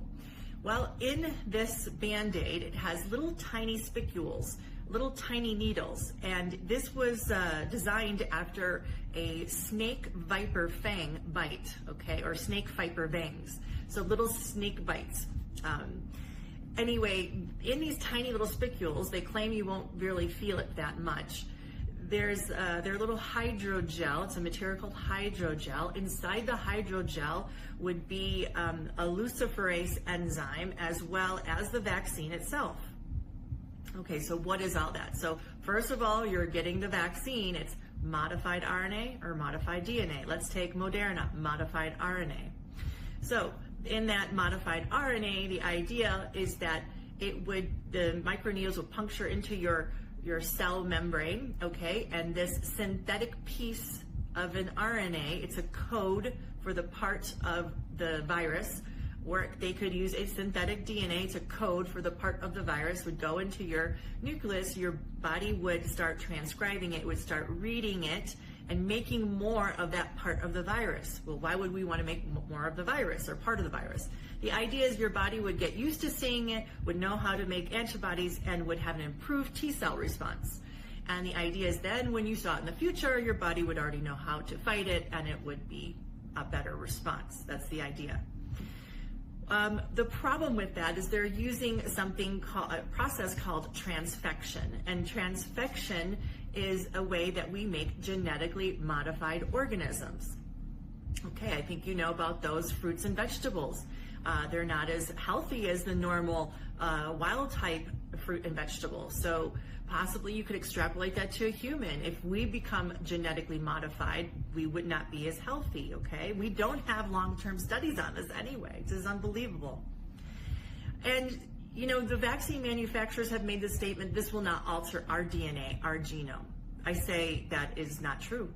Because if we use this process to make a genetically modified organism, why would it not do the same thing to a human? I don't know why they're saying that. Now, if you look at the definition of transfection, it'll tell you that it can be a temporary change in the cell. And I think that's what the vaccine manufacturers are banking on. It's temporary. Or it's a possibility for it to become stable, to be taken up into the genome, and so stable that it will start replicating when the genome replicates, meaning it is now a permanent part of your genome. That's a chance that we're taking. So it could be temporary or it could be permanent. And we would never know that for years down the road, honestly. So here we go. We've got something that can alter our genome. It's a possibility. And another thing on that, if they're altering the genome, what would be the effects? I told you previously some of the side effects, but also we need to know that this is a synthetic piece of DNA or RNA, okay? And if it becomes taken up into the genome of a human, it's synthetic, it's not from nature. And if you look at the Supreme Court justice ruling on synthetic DNA or genes, it can be patented, and patents have owners. So what does that mean for us? What if this gets into our genome? Does that mean Moderna or the Bill and Melinda Gates Foundation or the Department of Defense, all of these people who are involved in the patents, or are they somehow going to own part of our genome? It's a possibility. You need to know that. So that's one part of this delivery system, just one. Now let me go to the next. The next part of the delivery system is a luciferase enzyme. Okay, they named it, they patented it luciferase. I don't like that name. Luciferase because it has bioluminescent qualities, which means it can produce a light, or it has a light source. And all of this would be under your skin and you cannot see it. Now, the luciferase is an idea because they want to make sure that you're vaccinated. They don't trust medical records. They don't trust you saying that you got vaccinated. They want to make sure, and they want to make sure it was successful, a successful transfection, a successful gene modification. So when you get the luciferase enzyme, if you have an iPhone or a special app on the iPhone, you can scan over that area and it will give a digital code, a digital imprint, a digital pattern, something that will identify that you were vaccinated. It holds your vaccination record. It also gives you an ID, a number, a barcode, a branding, whatever you want to call it, a tattoo. It's all the same thing. You now become like a product. So we have that. Now the third thing I mentioned was hydrogel. So hydrogel is actually an invention from DARPA, the Department of Advanced Research Projects Agency. This is kind of a sci-fi kind of a group from the Department of Defense, Pentagon of the US government. They make these fantastic inventions. So one of them is hydrogel.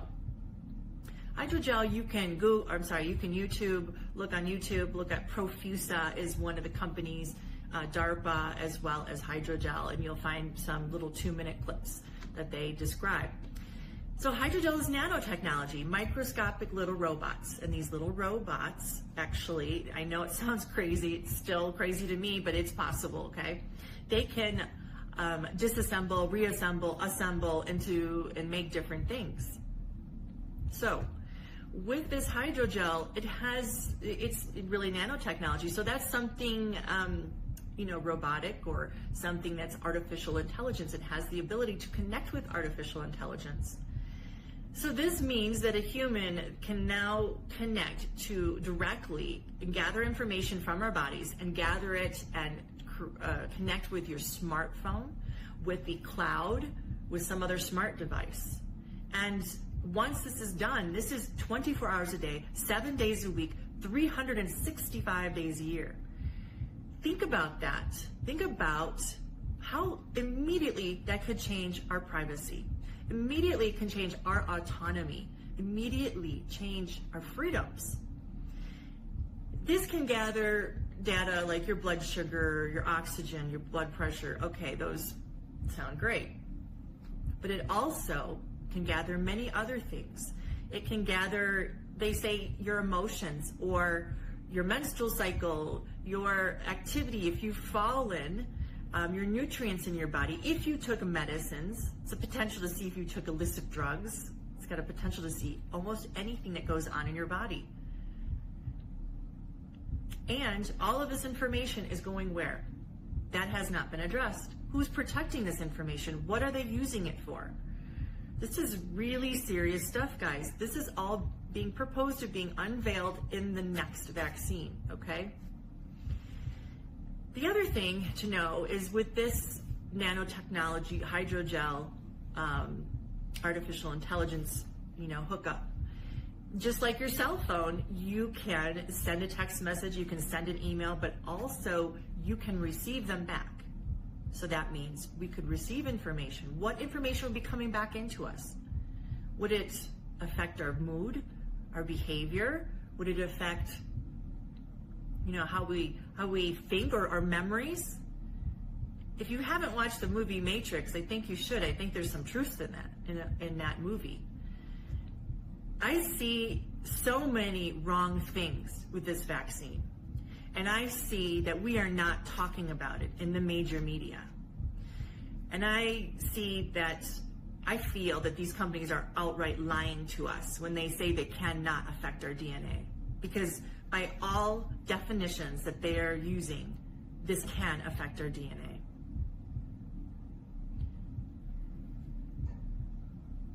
So guys, I wanted to make this video short because I wanted to get the point across. I wanted you to really do your own research. So know that there are many risks that we're seeing here, and there is we really need to know if we really want to go from human 1.0 to human 2.0. And let me also tell you that there's some major names behind these vaccines.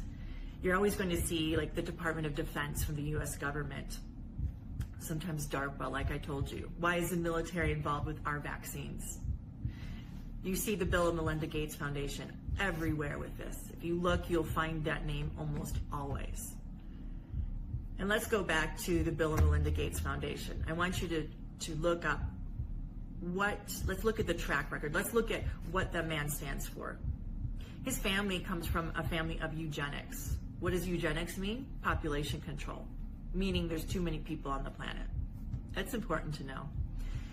He's been on video stating that he thinks with a very good new vaccine, we could get the Earth's population to be decreased by 10 to 15%.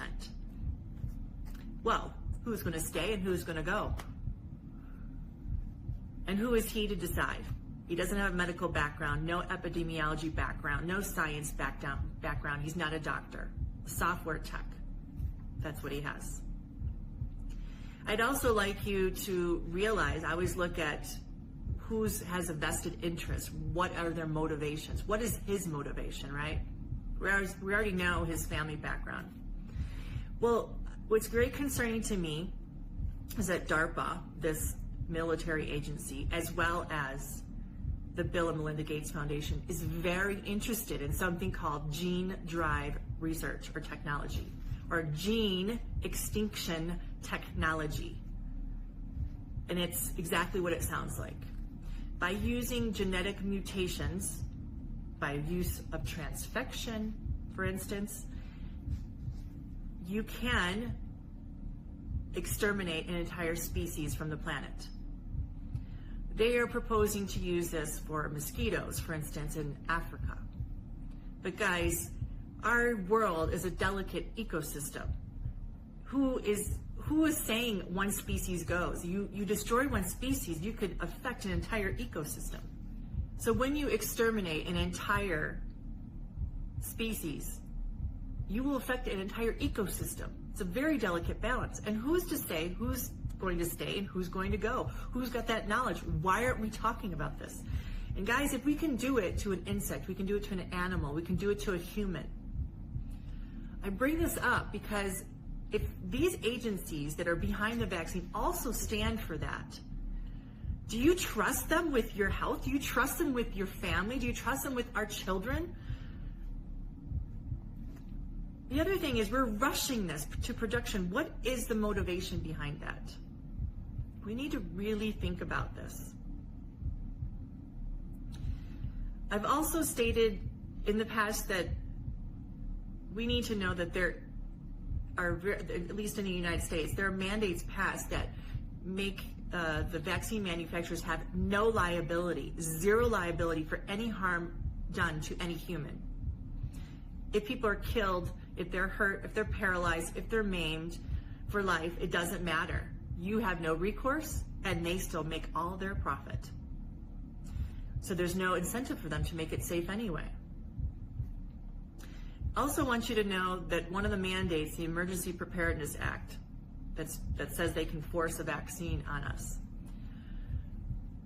They cannot force a vaccine if there is a viable treatment for the COVID-19. And I want you to know that doctors around the world are being censored about treatment options for COVID-19 or prevention for COVID-19. Because if there's a true treatment or prevention, then they can't force this vaccine on us. I want to bring that up because what in the world is the motivation of doing this? Is it really in the health of all of us? As a doctor, I can't see how this is in the true health of the entire world.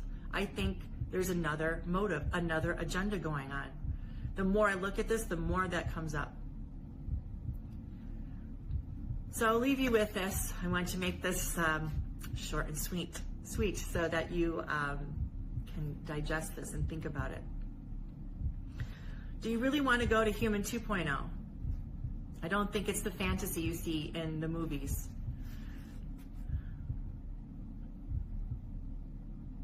We need to come together and we need to unify our voices because people in positions of power taking care of our health are not in our best interest. But together we have power. Together, united, our voice is strong. So I encourage you to do critical thinking, do your own research, join groups in your state, go to your state legislature, and you tell them no. No to these experiments on humans. No to invasion of privacy. No to censorship. We are sovereign human souls, and we need to take our rights back. Remember, COVID-19 really stands for Certificate of Vaccination ID, AI, Artificial Intelligence. The first letter in the alphabet is A. The ninth is I. In all organizations, especially satanic ones, it's a law of free will that they expose their intentions. They have to put it out there. And they certainly have in regard to the New World Order agenda. So how mysterious is it that a deck of cards have so oddly predicted the Illuminati game plan? Have a look at the 1995 Illuminati card game.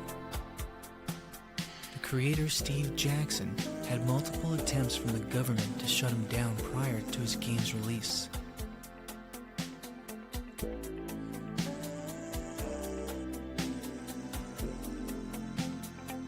In an article found on CIA.gov, written by David Bay, Bay writes, "The end goal is to stage the Antichrist and his kingdom in all aspects." Remember, this card game was created from 1990 to 1995, so the author knew of these specific events over 2 decades ago. This card game reveals the final climatic steps of the Illuminist plan to produce the Antichrist and his kingdom.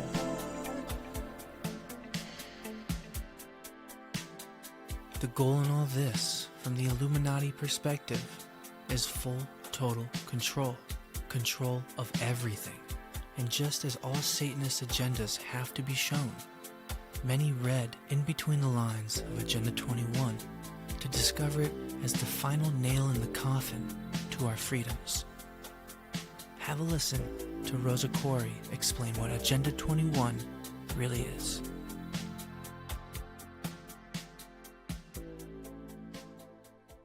I'm Rosa Quarry, and I'm from the United States, California.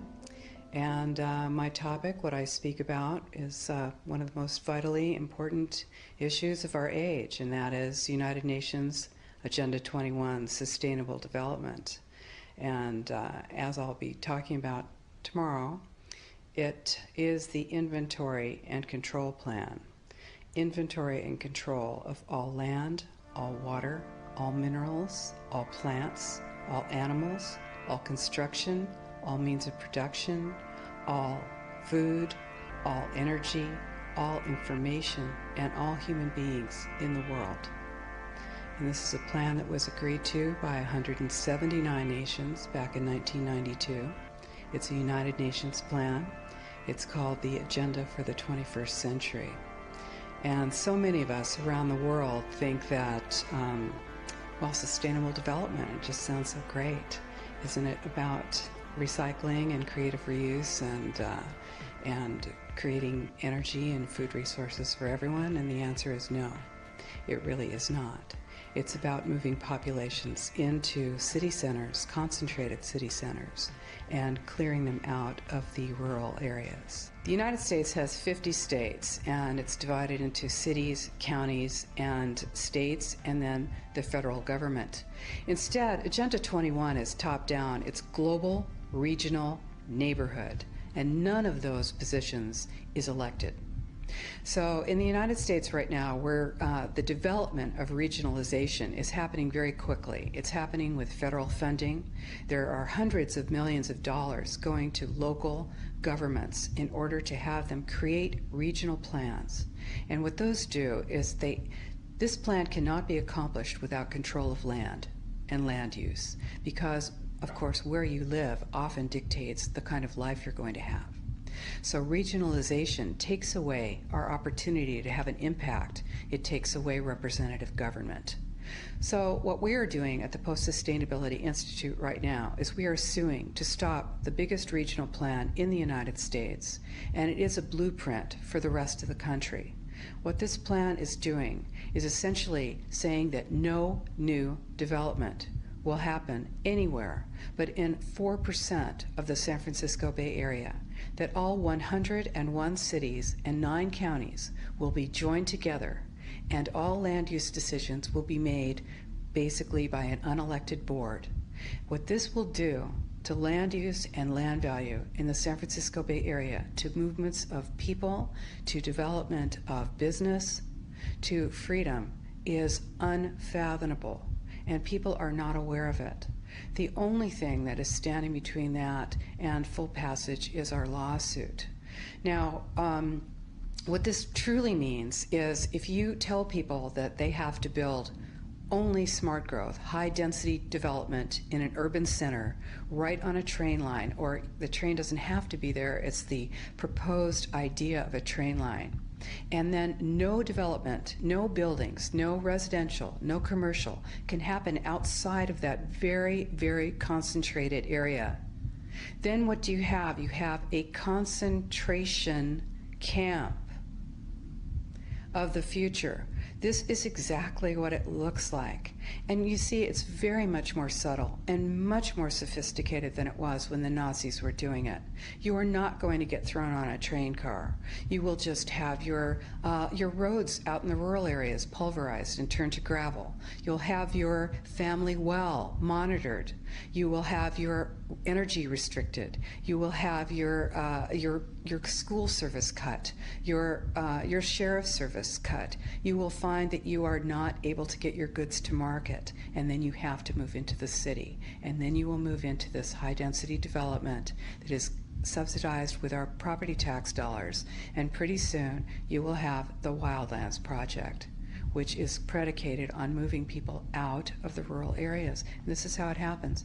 So, people say, well, hey, nobody's getting me off my land. Well, it's very easy.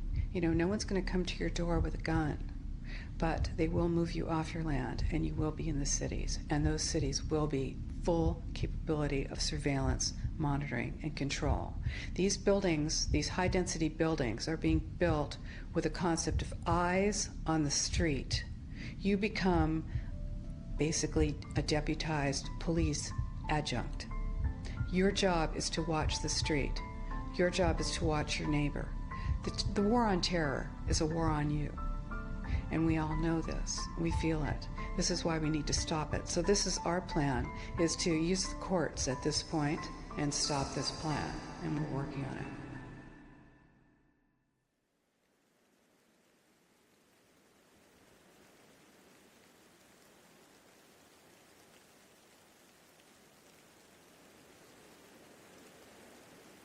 Georgia state legislators were also reading in between the lines.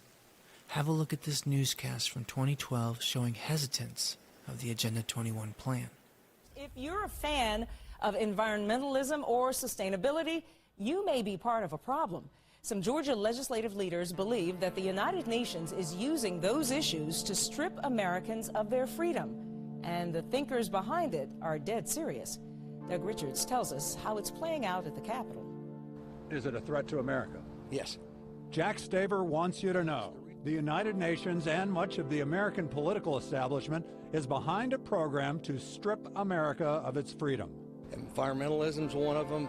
They have a thing called the Livable Communities Initiative, which is incorporated smart streets, which they just redid now. That's all based on a UN Agenda 21 type theory. Last month, Staver helped put together a meeting at the state capitol hosted by Republican Senate Majority Leader Chip Rogers. Rogers invited the entire Republican caucus, where they met in the Appropriations Committee room and watched a PowerPoint presentation and documentary about the UN agenda. Seth Clark, a liberal political researcher, attended and recorded much of the meeting. Implying that there's a vicious plot to take over your personal liberties and implying that the business community is part of that. I mean, it seems counterintuitive. Maybe you're part of the conspiracy. I wish I was, just so I would know a little bit more, be able to understand it a little bit more. The Illuminati symbology reached its peak, in statue form in multiple languages, as the 10 Commandments to genocide. We know them as the Georgia Guidestones. Erected in the 80s, rather mysteriously, have a look at what they depict. And we're at the infamous Georgia Guidestones, which, as I assert, have the smell and scent and philosophy of Rockefeller all over them, as my research indicates. At any rate, this is the marker that explains a lot of facts about the Georgia Guidestones, sort of an American Stonehenge of globalism. And they were made by a mysterious-sounding group called the Guidestones Group, which wished to remain anonymous forever, quote, end quote, according to this informational stone. And the Guidestone's central thing is that they're essentially the 10 Commandments of globalism, or one worldism, as it's sometimes called. And my assistant Angie is going to help me come this way, and we're actually seeing the stones right now. And she'll show that despite the sun glare. It's a very sunny day here in latter 2010. And these stones are about 20 feet high and consists of 240,000 pounds of granite. Now coming this way slowly, they're in several languages, including Spanish right here, and a number of other languages, as we'll explain more momentarily. Coming around to the side that's written in English, this 20-foot mega slab of Georgia granite shows a number of these 10 Commandments. The top, as Angie will try to show, says, maintain humanity under 500 million in perpetual balance with nature.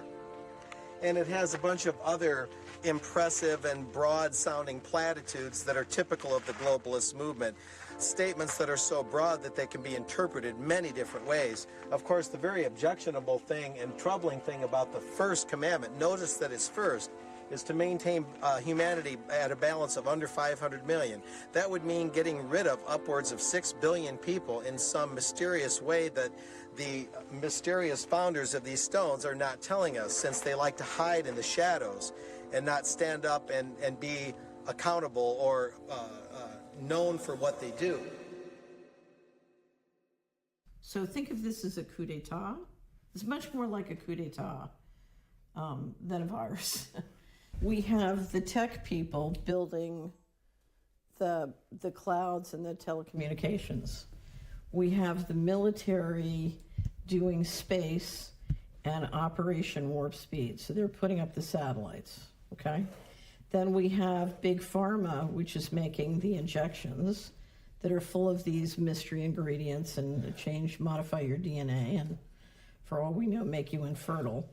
And then we have the media pouring out the propaganda. And then we have the central bankers engineering to the crypto, the central bank crypto systems. So you have these different pillars, and it's very important when you look at what's going on day to day, particularly in the media. They're trying to keep them separate so that you can't see how they're going to come together in an integrated system, which is basically integrated into your body and your mind. What purpose? To institute the slavery system. So in other words, if I am going to do everything through a smart grid, and I need to run the smart grid into your neighborhood, and then I need to run the smart grid into your body, the question is, how am I going to build it out in your neighborhood and build it out in your body without you seeing the trap? And it was in the fall, Yahoo Finance did published a poll saying that 44% of Republicans thought Bill Gates wanted to chip them. And I said, okay, we're making progress. So, and that's exactly when Gates sort of disappeared, and they brought out Operation Warp Speed because they needed, and interestingly enough, the person they chose to run Operation Warp Speed was an expert on injectable brain-machine interface. He used to head research at GlaxoSmithKline, and he's a brain-machine interface expert.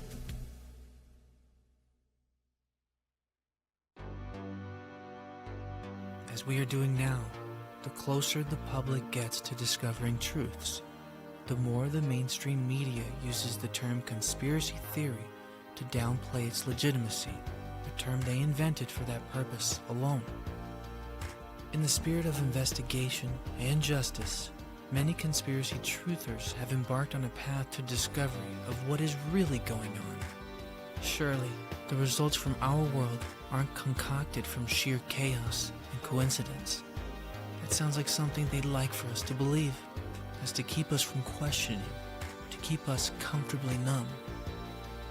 So, what were to happen, say, if someone outside the Illuminati were elected president?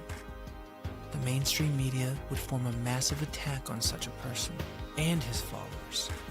And if that were to fail, how far would they go to ensure the success of their plan for world domination? They'd stop at nothing. There is nothing the political establishment will not do, no lie that they won't tell, to hold their prestige and power at your expense, and that's what's been happening. The Washington establishment and the financial and media corporations that fund it exist for only one reason: to protect and enrich itself. The establishment has trillions of dollars at stake in this election. As an example, just one single trade deal they'd like to pass involves trillions of dollars controlled by many countries, corporations, and lobbyists. For those who control the levers of power in Washington, and for the global special interests, they partner with these people that don't have your good in mind. Our campaign represents a true existential threat, like they haven't seen before.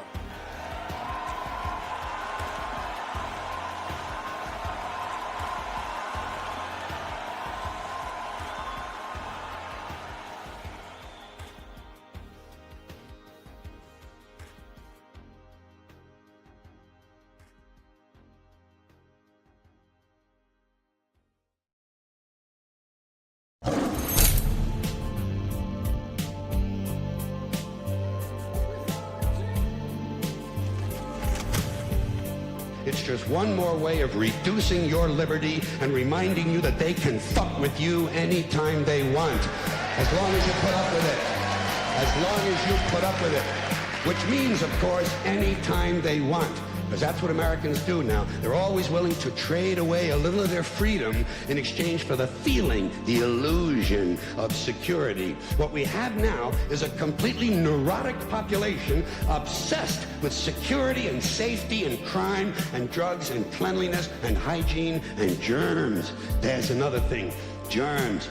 Where did this sudden fear of germs come from in this country? Have you noticed this? The media constantly running stories about all the latest infections, salmonella, E. coli, hantavirus, bird flu, and Americans they panic easily, so now everybody's running around scrubbing this and spraying that and overcooking their food and repeatedly washing their hands, trying to avoid all contact with germs. It's ridiculous, and it goes to ridiculous lengths. In prisons, before they give you a lethal injection, they swab your arm with alcohol. It's true. It's true. It's true. Well, they don't want you to get an infection. And you can see their point. Wouldn't want some guy to go to hell and be sick. It would take a lot of the sportsmanship out of the whole execution. Fear of germs, why, these fucking pussies.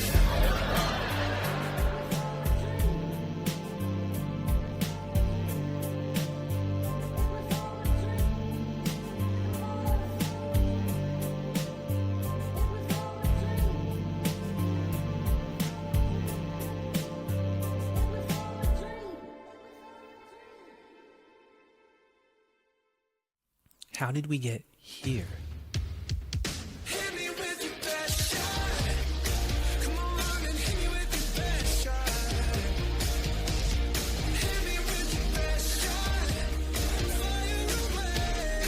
The COVID-19 vaccine is here. We're giving it our best shot for a strong, healthy community. Find out more at miamidade.gov/vaccine. Take your best shot at life. Get vaccinated. Advertisement for a trial vaccine that has caused countless injuries and deaths should be illegal. Yet we see it everywhere, on billboards, on TV, and recently as admission into concerts in certain countries. We've become so safe as a nation that we've forgotten what it means to be a patriot. To understand how we got here, we must first look to the country where I was born, Venezuela, and its former leader, Hugo Chavez. How come? It's a blueprint for what the deep state plans to do to America. It's also the birthplace of the U.S.'s corrupt voting hardware and software that rigged the 2020 U.S. election. Listen to a powerful presentation by Gustavo Tovar, a Venezuelan lawyer and poet, as he explains how Hugo Chavez destroyed Venezuela.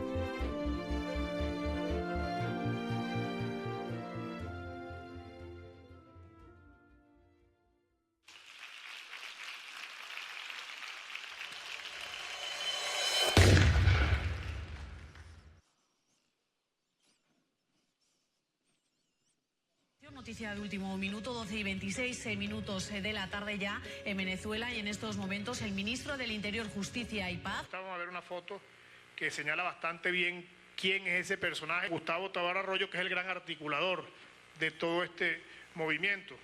Orden de captura contra Gustavo Adolfo Tovar Arroyo. Ajá, no te mando a meter preso yo, es la justicia. Gustavo Tovar Arroyo se llama. Denunciando desde hace varios años. Desde hace muchos años. Seguro va a salir diciendo que es que la tenemos agarrada con él y que es lo que hace poemas y poesía. Yes, I'm a very dangerous poet. My weapon is my pen. Since the dawn of civilization, man has been the worst enemy of man. There is no catastrophe, natural catastrophe, who has caused as much death and destruction as tyrannies or dictatorships. Like in my country, Venezuela, once the richest country of the region, with the most permanent democracy, till a soldier, very charismatic soldier, was the protagonist of his time. His name, Hugo Chavez.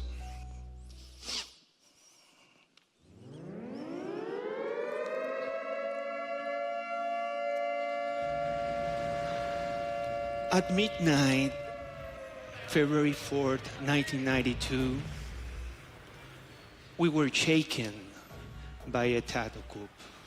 Chavez and his soldier tried to kill then President Carlos Andrés Pérez. The military showed their face. Este es un boletín extraordinario de El Observador.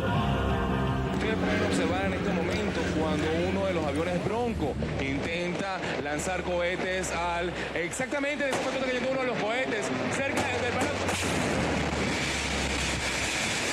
En estos momentos, señores, ustedes pueden observar cómo acaba de caer un cohete cerca del Palacio de Miraflores. Parece que una de las partes del Palacio de Miraflores sí sufrió bastantes daños, uno de los muros.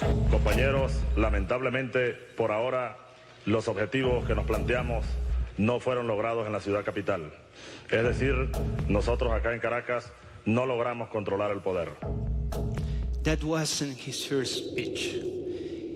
His first speech was a burst of bullets and tanks against innocent people. 2,000 died, most of them with a shot into their head. President Caldera released him from jail, even pardoned him of his crimes. And he said he was a very balanced and sensible man that night. Can you believe that? It was shocking, very shocking. The truth, he had almost killed democracy.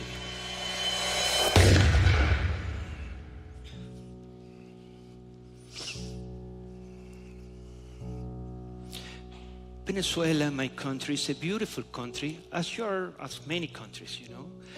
It's called Venezuela because its name means Little Venus, poetry, because of its beautiful landscape, rivers, waterfalls, Caribbean beaches, and, believe it or not, deserts. As a society, we are a very contemporary society. Somehow a very modern society before Chavez came to power. Our institutions were pretty solid. And although our democracy wasn't perfect, it has its challenge and its achievements without any doubt. Our problem as a society, very painful problem, was poverty. Here you can see the contrast, the horrible contrast between poverty and middle class. In a country, a nation, oil-rich, it was incredible that happened.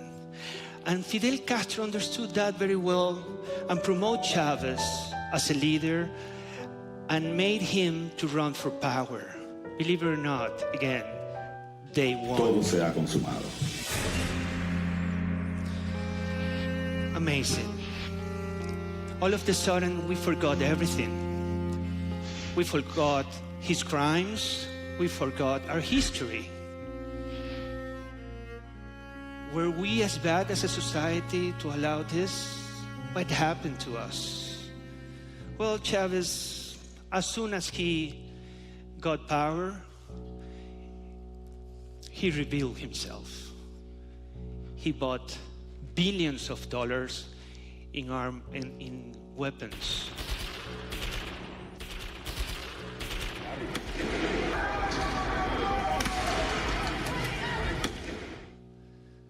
Since 1830, 2 centuries ago, our bullets have been only used against Venezuelan citizens. So that was a risk. We fought back. We took the streets, and we did everything we could to stop the fury of the dictator. It was very tough. It is very tough. One by one, we've been killed, tortured,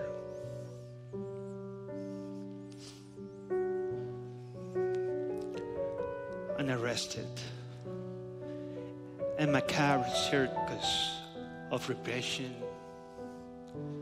and tyranny. They had no limits.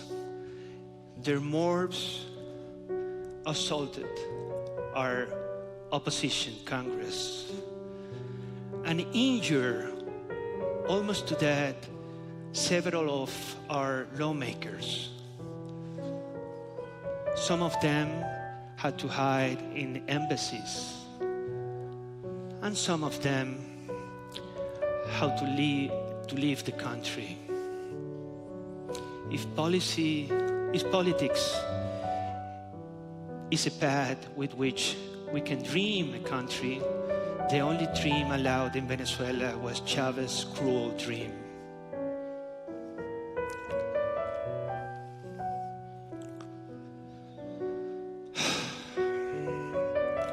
Nobody was safe.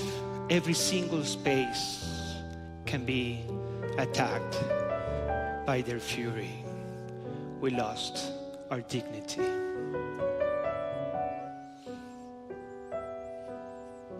His friends taught him very well. He even gave them medals and high honors. And at one point, to maintain power, he made a deal with the guerrilla and the drug cartels to control Venezuela. What they did, and create a narco state. All of the seniors of Chavismo are pointed all over and accused with judiciary cases because of drug traffickers. So yes, we are the first institutionalized narco state.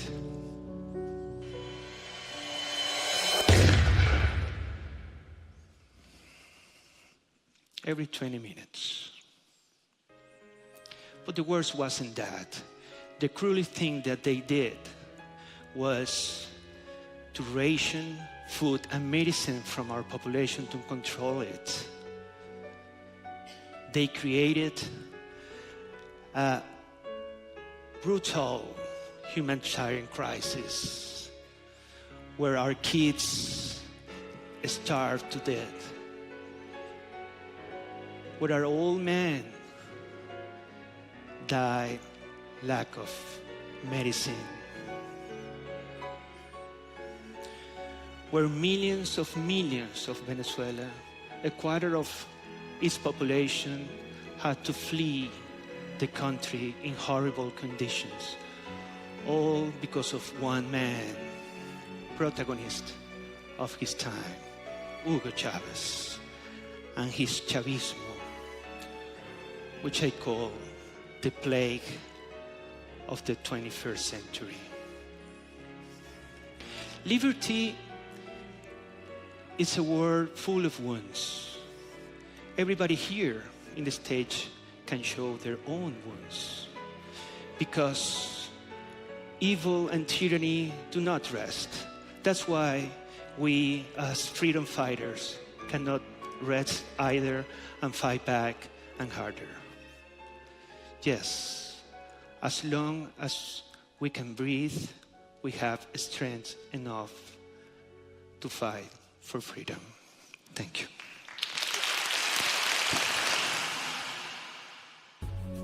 It was Hugo Chavez that would eventually invest 25% into Smartmatic, the company at the center of the rigged US election. And this would eventually be the nail in the coffin for Trump, where the deep state had failed with Russia, where they had failed with Ukraine. They would succeed in rigging the US 2020 election and stealing Trump's second term. I stand before you to officially launch my campaign for a second term as President of the United States. I think it was disgraceful that the intelligence agencies allowed any information that turned out to be so false and fake out. I think it's a disgrace. And I say that, and that's something that Nazi Germany would have done and did do. I think it's a disgrace. That information that was false and fake and never happened got released to the public. As far as BuzzFeed, which is a failing pile of garbage, writing it, I think they're going to suffer the consequences. They already are. And as far as CNN going out of their way to build it up, go ahead. No, not you. Not you. Your organization's terrible. Your organization's terrible. Let's go. Don't be rude. No, I'm not going to give you a question. I'm not going to give you a question. You are fake news. Go ahead. Just prior to the China virus attack, the economy was soaring, and hopes for the U.S.'s future were brighter than ever before. Minority unemployment was at an all-time low, jobs were coming back to America, and not one war was started. Then, the weapon was unleashed. Now to growing concerns about the deadly coronavirus officially hitting the U.S. Here's what we know. A Washington state resident fell ill after returning from Wuhan, China, where the outbreak began. Officials now say more than 400 people have been sickened and 9 people have died. The World Health Organization is holding an emergency meeting right now.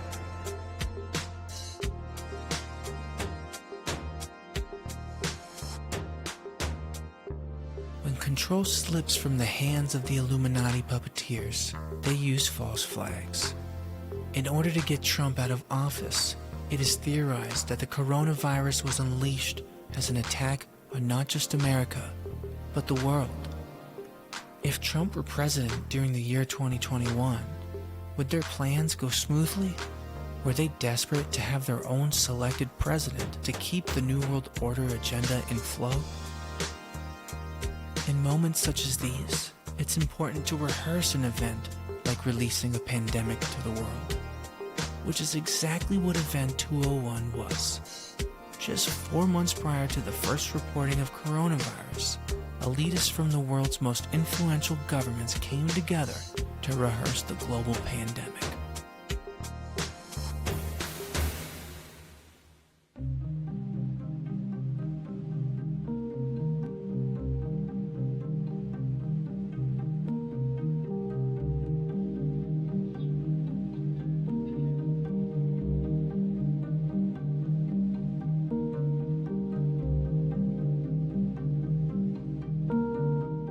These epidemic events are getting more and more disruptive to health and to economy. And the reason we called it Event 201 is we knew eventually one of these days, one of those events would be the big one.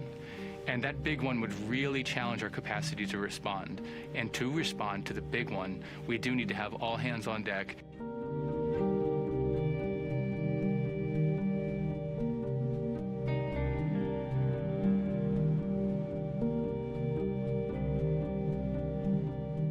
Participants are confronted by a hypothetical scenario that presents to them the challenges of a response. So we will say, here's a hypothetical disease outbreak.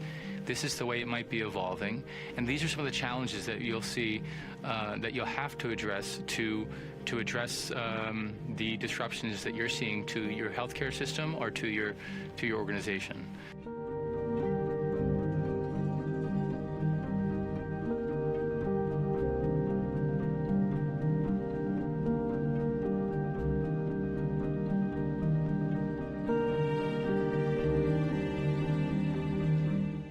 All stakeholders realize pretty quickly just how underprepared we are and just how much is possible when we work together. And that the individual actions of any government or company won't add up to a proper global response. I think if we're honest with ourselves, collectively, the international community has never done enough to respond to global health security challenges. That we knew before COVID that the world was underprepared for biological risk.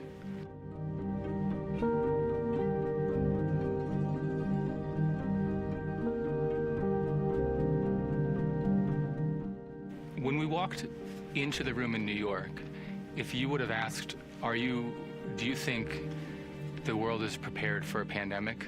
I think everyone around that table would have said no.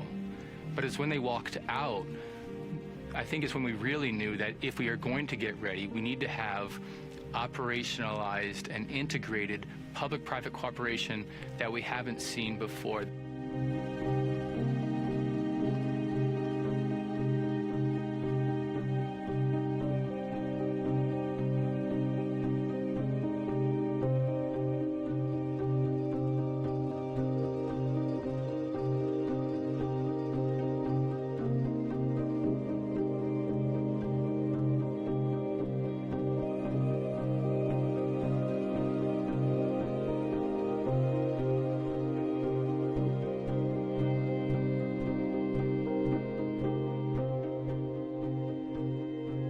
Satanist is pre-shadowing? Possibly. What was to follow became the groundwork of the world we're living in now. The final attacks from the deep state to regain control of their power included releasing a virus to the world, damaging the economy, and rigging a U.S. election. Elections can be rigged, and if you look throughout the world, they have been. This is all for the New World Order. In just the same way the deep state rehearsed the pandemic, after hearing testimonies from the swing states centered in the election fraud, it's evident that the election rigging was rehearsed as well, although they could have made it a little less obvious. Let's explore a few testimonies and evidence from each of the 5 swing states: Michigan, Georgia, Pennsylvania, Arizona, and Wisconsin. If this is the first time you're seeing these, that's by design. Mainstream media did not broadcast these events to their viewers on purpose. Welcome to the Senate Oversight Committee. You have 3 minutes. Thank you, committee. I am so happy to be here. Let me put my hat back on because this is my prize right here. This is the winner who won the election before it was cheated, before it was fraudulently cheated. It was cold and calculated fraud. What I witnessed at the TCF Center was complete fraud.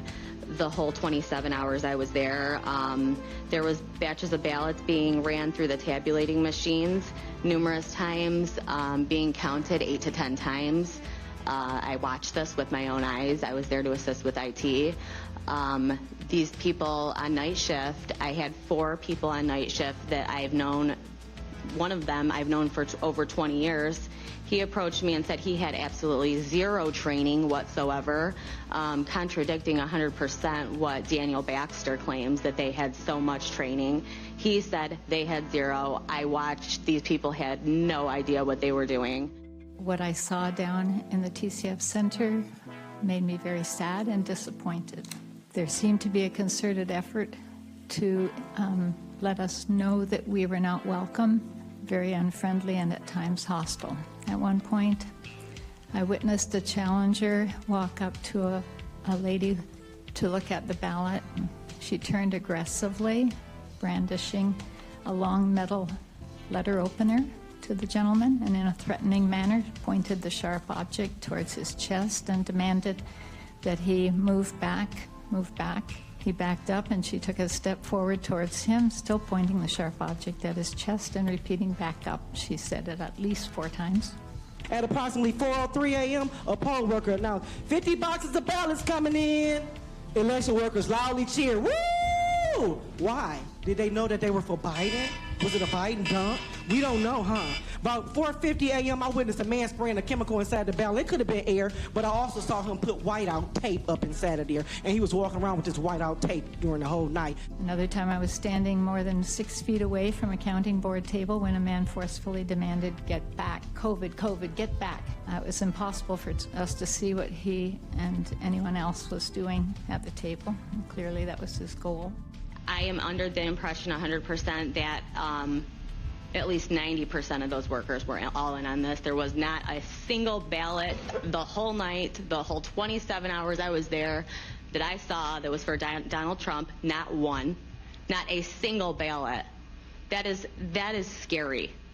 There is no reason for that. Several of us challengers watched quietly for over a long, long time for the military ballots. At one point, several police officers came in and stood between us and the ballots, a little over to the side, but a man came up and said that we were to disperse. I said we were being respectful and standing more than 6 feet away. He said, it has nothing to do with COVID. You are interfering with the process. We were standing quietly doing nothing, but we spread out in the aisles like good little sheep. We couldn't see, of course, from there. Every single tabulator in that long table was connected to a computer. That computer was connected to the internet via Ethernet cables. We tracked it down. Long extensions of Ethernet cables was piled up to hide what we got down on our knees and found, which was a high-speed commercial router. We saw it with our own eyes. Many people can verify this. Patrick Kobach went to Christopher Thomas and Mr. Nathan and Mr. Baxter, election officials in Detroit. We asked them, as I was witnessing the conversation, are those connected to the internet? No. You have to trust us. I'm willing to take a lie detector test. I know Mr. Kobach will, and many others that you've heard from today. My question to you, will Chris Thomas, Mr. Nathan, and Mr. Baxter do the same? We want a full forensic audit in Wayne, Macomb, Oakland, Kent County, and Antrim County before you guys can certify this election, because it has not been truly certified based on the fraudulent activities that took place in this state. And before you vote, I wish somebody would reach out to leadership and tell them to please stop saying we haven't seen any evidence to overturn the election yet. We have. Please do not send any electors to the Electoral College on December 14th until those full forensic accountings are done in Wayne, Macomb, Oakland, Kent, and Antrim counties. Thank you. We believe it's impossible to certify the election results. Today you've heard and you've seen a video of the what happened with Fulton County election officials in violation of OCGA section 21-2-483B, which says all proceedings of election officials are to be open to the public. And you saw them order our folks out of the room.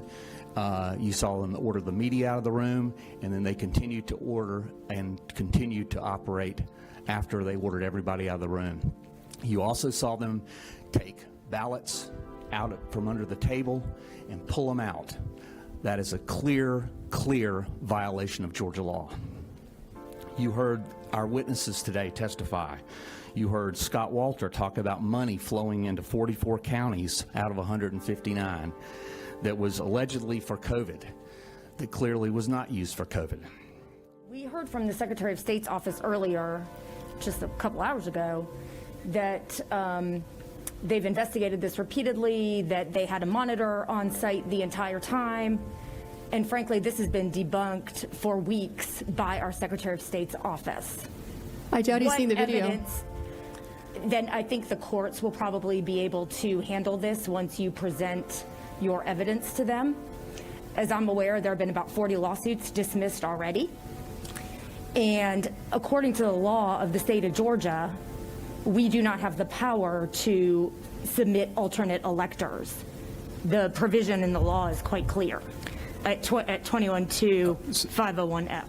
Is there a question? Senator, we'll ask questions. We'll have a time for statements at the conclusion. If we Yeah, my question is, the question is, since this has been debunked repeatedly, what evidence can you give to us that counters what our elections officials have presented us with only an hour ago? You just saw it. Your officials need to watch the video. What about the fact that they say that they had a monitor there the entire time? I can't speak for them. Well, thank you. They did not have the video. They said they had a monitor the whole time. Okay. You're looking at the room. There's no Secretary of State.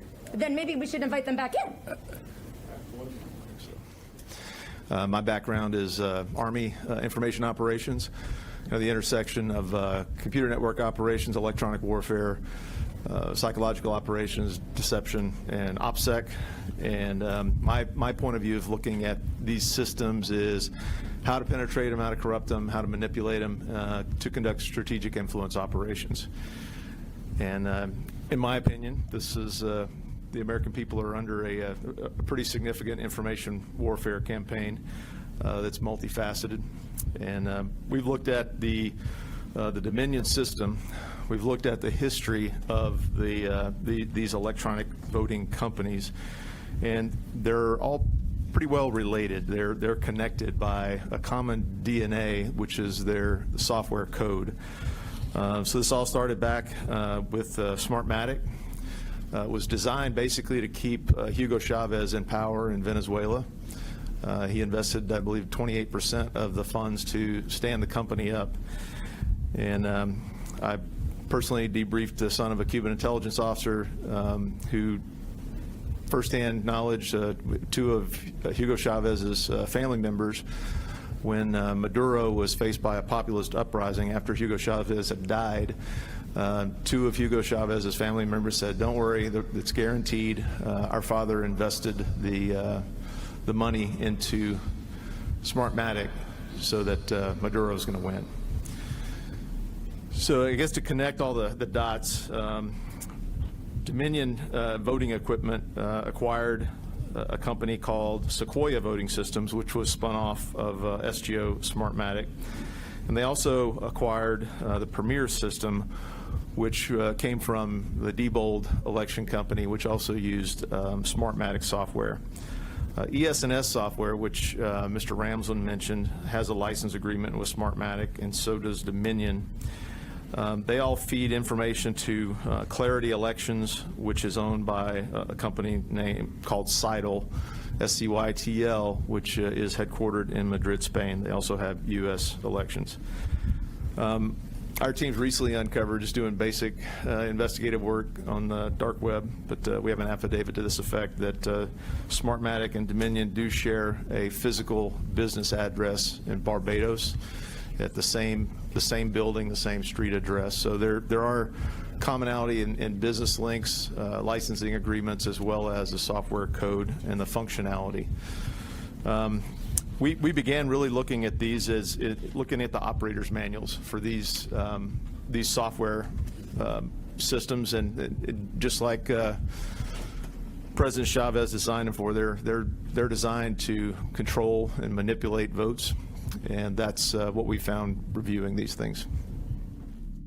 As I said, in conclusion, the actual result of legal ballots cast on November 3rd in compliance with Georgia Election Code cannot be known ever. Not by the Secretary of State, not by the governor, not by the voting public, and not by the Georgia legislature. That's why the election must be vacated and cannot be allowed to stand. Again, thank you very much for your time and your patience today. Thank you. Thank you.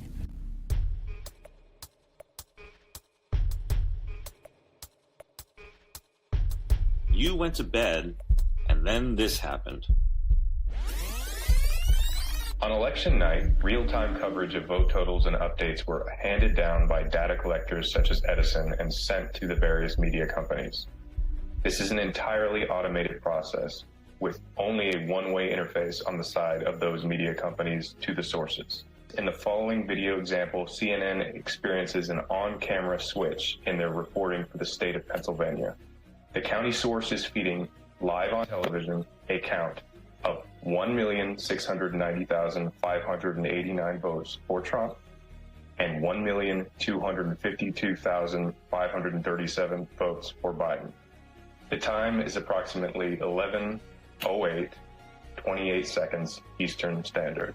The next time Pennsylvania is shown on the screen, there are 1,670,631 votes for Trump and 1,272,495 votes for Biden.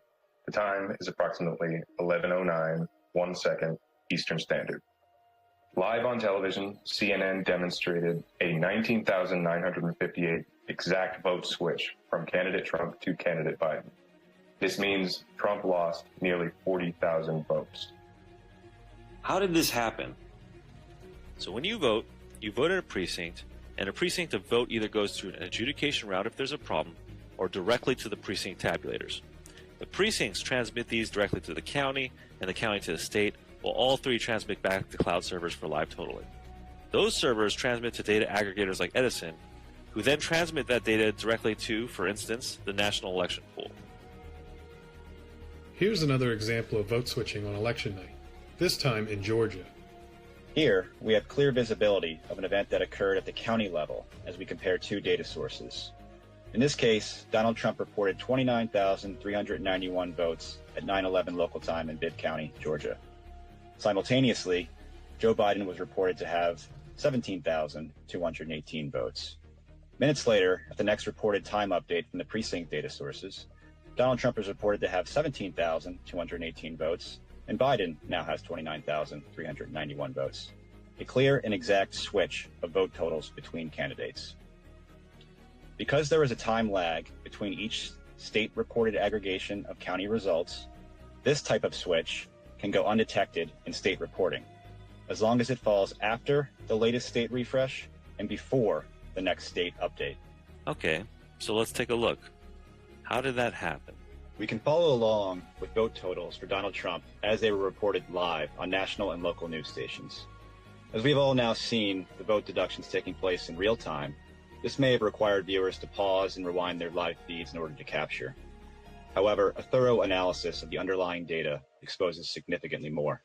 We can now see the breakouts of each vote update by existing votes, as well as the incremental absentee and election day buckets. What you're now seeing is something we should never see in an election. Votes are always additive and should never go negative. In Pennsylvania alone, 12 deductions for Donald Trump totaling over 279,000 votes were identified in the underlying source data. These deductions can go unnoticed when a large county's updates offset or nullify a separate county's subtraction in votes.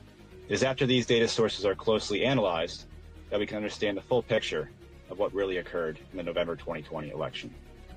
So here's another instance of drastic vote swings earlier on election night.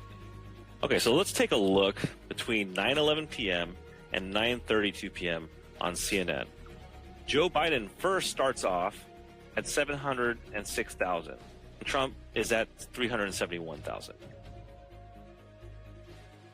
Look at that.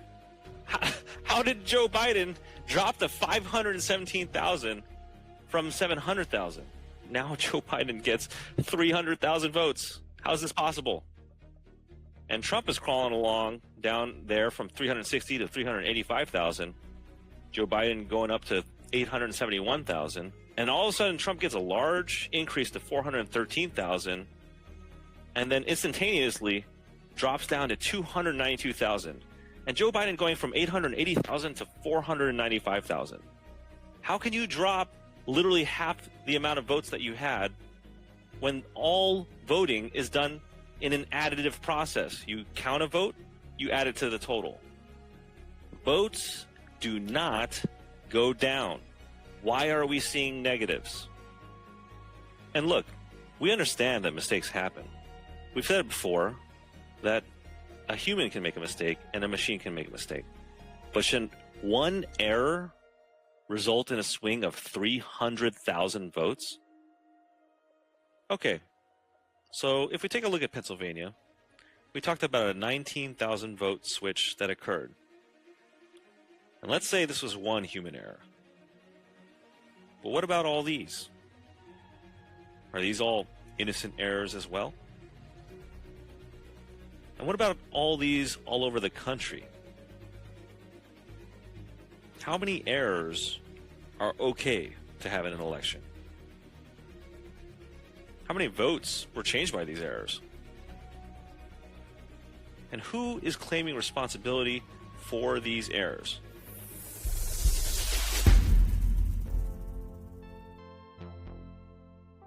All of these decisions violated the clear letter and intent of state law, and obviously all were designed to influence the outcome of last month's election. Ladies and gentlemen, we are not here to change the results of that election or any election, but to challenge the systematic erosion of the rule of law. Without that, and without elections that exist within its framework, we have nothing. Not a state, not a country, and not even our most sacred individual right.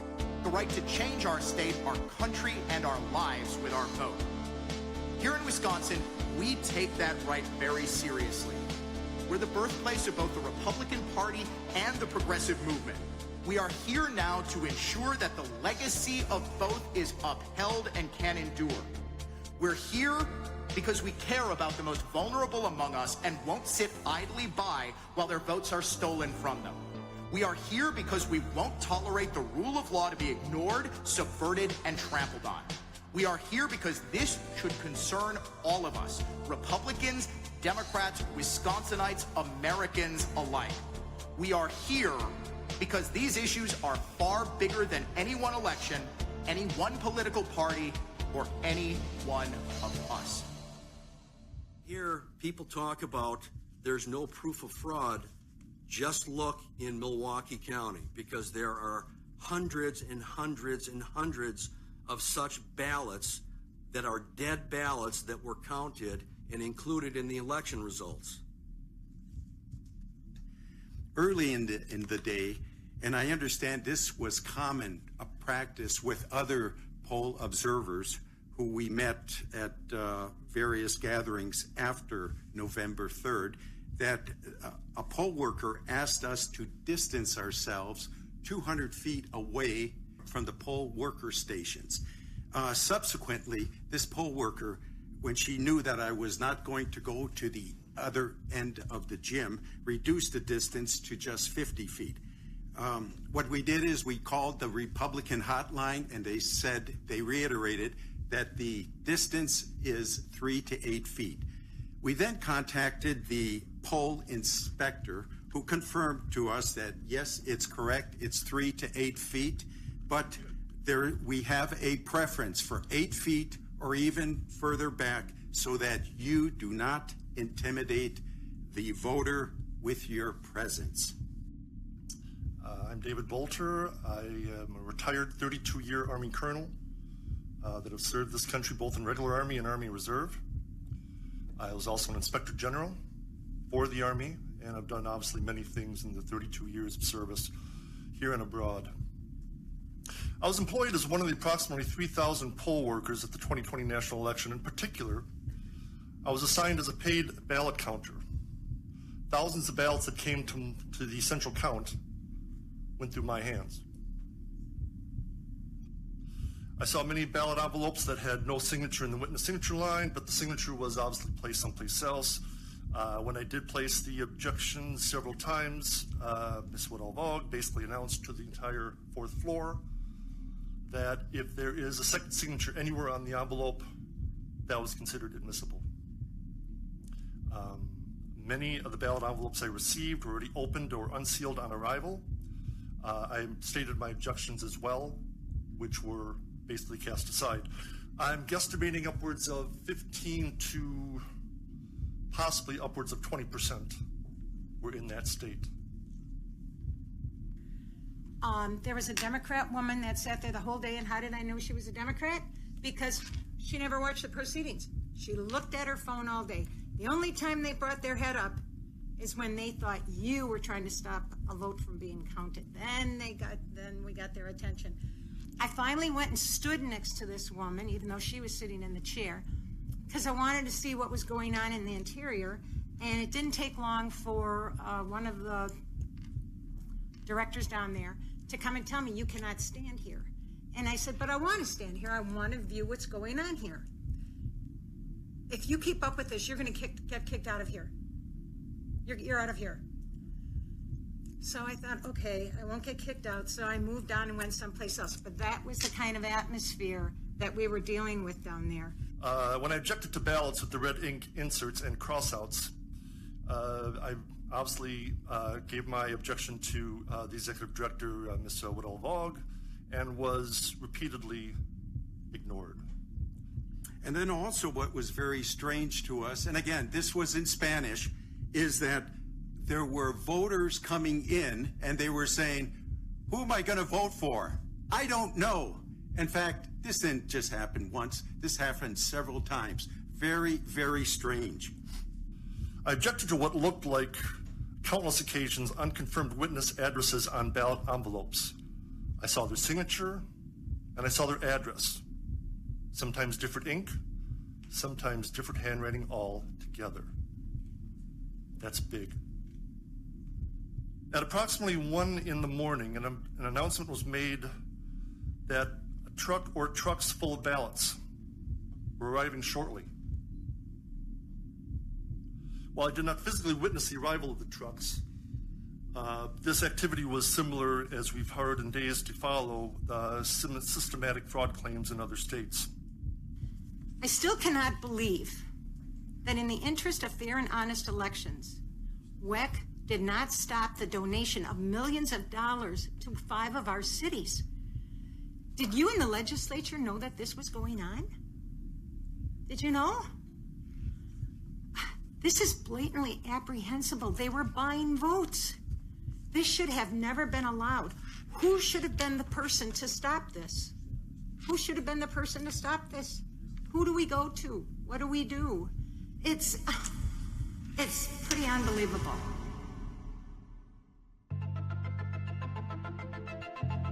No one's ever kind of tried to do this after an election before. Nobody's had the interest or the funds to do so. We ran 5 or 6 different experiments on each of these states. One experiment that we ran where we isolated a universe of voters according to the state who had been sent an absentee ballot but did not return that ballot. And we asked them 2 questions. One, we asked them, by reaching out to them via phone, because we were operating 3 different call centers to try to reach these people to confirm whether or not they had ever requested that absentee ballot and whether or not they returned it. So in Arizona, we were able to reach 2,044 people who had been identified as having requested an absentee ballot and not returned it, according to the state. Of them said they never requested that ballot. Then, among the individuals who did say they did request it, we asked, well, did you send it back? And among those, of the overall universe, we had 354 of them say, yeah, I actually mailed it back, despite the state not recording having received it back. Everybody raves about how well run and how tight this room is that we were working in. I was in the tabulation center, the glass and the servers in a glass room, and all the computers are on a single cable that you can see. None of that matters because 2 things. One, Dominion employees were the only ones that were running any of that equipment. So and I was in the tabulation center 6 different days, day and night shifts. And no county employees, no IT people, no one else was touching any of the software. They did all the training for the adjudicators. They ran all the reports. And so, and I brought that up on my very first day in the room. I said, this doesn't seem right. As a person with my background, never in a million years would I turn my company's most important thing over to someone else. And there's only 2 guys. And they had the whole control of everything. Now, I've got a little bit of audio visual for you because our call centers were recording phone calls. Hello, this is Mary Kemper with Voter Integrity Fund. May I please speak to Charles? This is. Who are you with? Voter Integrity Fund. Charles Mart's in the state of Arizona and is having requested an absentee ballot. Did you request an absentee ballot?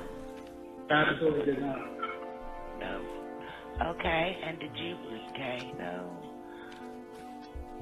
Okay, somebody from our team will follow up with you, and can you please give us the best phone number? Or is it this? On that day, I asked the gentleman how the tabulation data and scanned images were being stored and backed up. It's common practice in computer system IT administration to do regular disk backups or system backups in the event that some sort of failure occurs to that system. The gentleman stated that he would perform a manual daily backup of the system to an external hard drive attached to and within the secured computer bay glass cage as I described. The hard drive was in a rubberized orange case and easily visible. He pointed to it and identified it. I asked what software program he was using to perform the backups. He stated he was not using an automated backup, but inferred that he was doing a simple manual copy of data to this orange disk, as I'm referring to it here in my statement. Then he said he took and made a second copy of that backup, of that orange backup, and then he reached over to his cubicle area and demonstrated a new box of hard drives that were contained in there, and he was saying that he was making a second copy of that data onto one of those fresh hard drives. That then led me to ask him a common question, which was, is there a chain of custody, and where does that drive go? He was a little bit vague in his answer, but he said that there was not a chain of custody, and that the copy that he was making daily of the master backup was being taken off-site to another facility, and he was unclear to me how it was, but when I asked him if it was getting serialized or in any way secured, he could not confirm that and basically said there was no chain of custody. I found that alarming. Hello? Hello? Hi. Hi, is this Zofa? Yes. Hi, my name is Taj. I'm with the Voter Integrity Fund. In the state of Arizona, it said that you requested the absentee ballot. I'm just making sure that you requested that ballot. No, I did not request an absentee ballot. Okay, somebody from our team will follow up with you. Is this a good number to follow? The number we were able to reach via phone is 2044. The number who said they did not request that ballot was 902. Now, when your colleague asked me the question about how many, what's the margin of illegally cast ballots, I don't apply any of this, but this does raise a lot of questions. And that should a ballot be counted if somebody themselves did not actually request it? Right. There was a ballot with a red vote for president, a red pen, and these are copies. There should be no red ink on any of these ballots. And so the two ladies that were entering the ballots stopped and said, this is weird. There's no red marks. It was the only mark for president. It happened to be for Biden, but it didn't matter. It was an anomaly. And so why was that red ink on that ballot? I don't know. I never did find out. That was this is among our shot in the dark, calling people on the phone to ask them, did you actually cast the ballot? Because their voting history suggested that they hadn't voted very often, if at all. So that's this universe that we decide to reach out to, and we pulled a data load in the state of in case of your state of about 35,000. Well, and he walked away, and I stood there for another minute, and luckily, because the next two ballots were duplicate copies, but not red ink, just black, same mark, same vote, and the same ballot number. And so we called, I don't know why. Many of us have political biases. Personally, we brought none of those biases to our analysis. We just decided we wanted to try to find the truth using methods we believe to be reliable. Our findings were across the country. We found a tremendous number of anomalies, and Arizona is at the forefront of many of the anomalies we found. So we called Scott back, and he took all those ballots and put them in a manila folder, so I couldn't get a ballot number or any other information, and set it aside and said, this will go to the committee tomorrow. And I did bring that up with the person that I was reporting to and said, we need to find out what happened to these ballots, because this is something really unusual. Have you ever wondered how the media gets away with lying?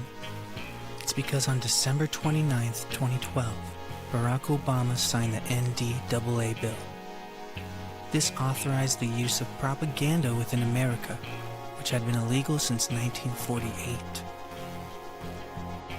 CNN and all other news outlets are tentacles of the deep state machine that is working to establish a full hacking of your mind.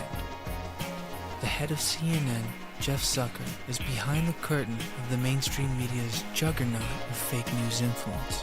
And just so happens, Project Veritas has captured CNN's technical director, Charlie Chester, on camera, admitting to the fake news propaganda techniques used by CNN to influence the 2020 election.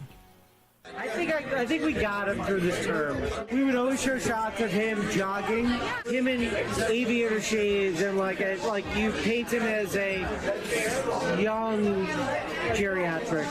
We were creating a story there that we didn't know anything about.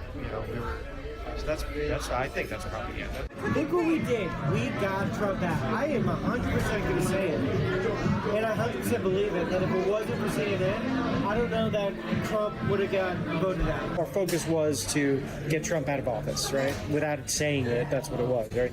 So our next thing is going to be for climate change awareness. Do you think it's going to be just like a lot of like fear, like climate? Yeah, fear sells. Fear sells. No one ever says those things out loud, but it's obvious. And what is it you do? Technical director. It's one step down from director. It's going to be our focus. Our focus was to get Trump out of office. Without saying it, that's what it was. Trump his hand was shaking or whatever, and he was losing it. He's unfit. We were creating a story there. So I think that's propaganda. So I'm standing here at 30 Hudson Yards. Warner Media is in right there. That's CNN's corporate headquarters. We're in New York City. Jim Sciutto just walked out. Funny enough, I asked him about the videos we have just obtained of a CNN director, Charlie Chester, on tape.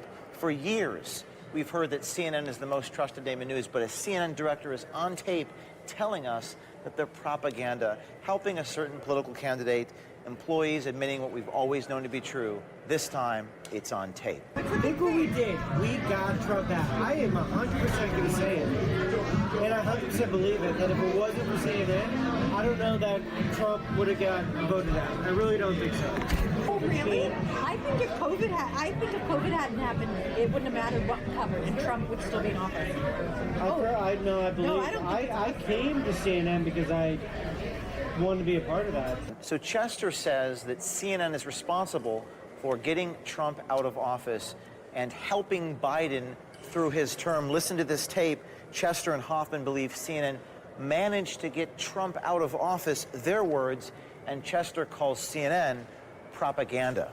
Yeah, I mean, like Trump, we did it. Like when Trump was, I don't know, like his hand was shaking or whatever. We brought in like so many medical people to like all tell a story that like it was all speculation. That he was like neurological damage, like that he was losing it. He's unfit to, whatever. We were creating a story there that we didn't know anything about. So that's I think that's propaganda. We had nothing else to run with at that time. We were like just taking shots off the bow, just hoping something would hit. I guess I have a confession. I worry about Biden in his health, I guess. Your news health? What? I said Biden, our president. Like I want to just like literally, I just want to like take care of him and make sure he's okay. Like he's definitely the whole thing of him running during the entire run for the campaign, showing him jogging was obviously a deflection of his age, and they're trying to make it like unhealthy. Is that what we did? I don't know. Like, what do you mean? We would always show shots of him jogging, and healthy, you know, blah, blah, blah. And him in aviator shades and like you paint him as a young geriatric. I like so many arguments about like my dad be like, you're voting in Kamala Harris because he's gonna die in the presidency. And I'm like, that could die. Right, I don't think he's gonna But die. I'm okay with that. Right. I'm okay with that. I think she could She'd be probably a bitch. be better, but... She probably could be a bitch in like a board meeting. Yeah. And you'd hate her as a boss. But she's real and better than what we've had. Right. Regardless. Yeah. I don't see. I think we got him through this term. Even after Biden was sworn in, CNN still seemed to maintain a bias in their reporting, according to Chester. And then so there are complaints that like we're not covering that Biden tripped up the stairs. Oh, did you? Like we talked about it briefly, but you talk about that briefly. You don't make that a huge okay, so but story. the fact that we talk about the Trump tripping is a bigger nuance. It's a nuanced conversation because that's a sign Did we harp on Trump tripping? I think we talked about it a little bit. As long as we talk about it a little bit with Biden, then I think we're like we didn't cover it at all on Dawn. Like we didn't talk about it. Whereas if it had been Trump tripping up the stairs. Chester didn't just take credit for Trump's loss. He also alleges it was CNN's, quote, focus. They were focused on getting Trump out of office. Chester also believes that in the current news cycle, there is, quote, COVID fatigue. Chester saying that CNN has a game plan to fix that fatigue. I think there's just like a COVID fatigue. So like whenever a new story comes up, they're going to latch onto it. They've already announced in her office that once the public will be open to it, we're going to start focusing mainly on climate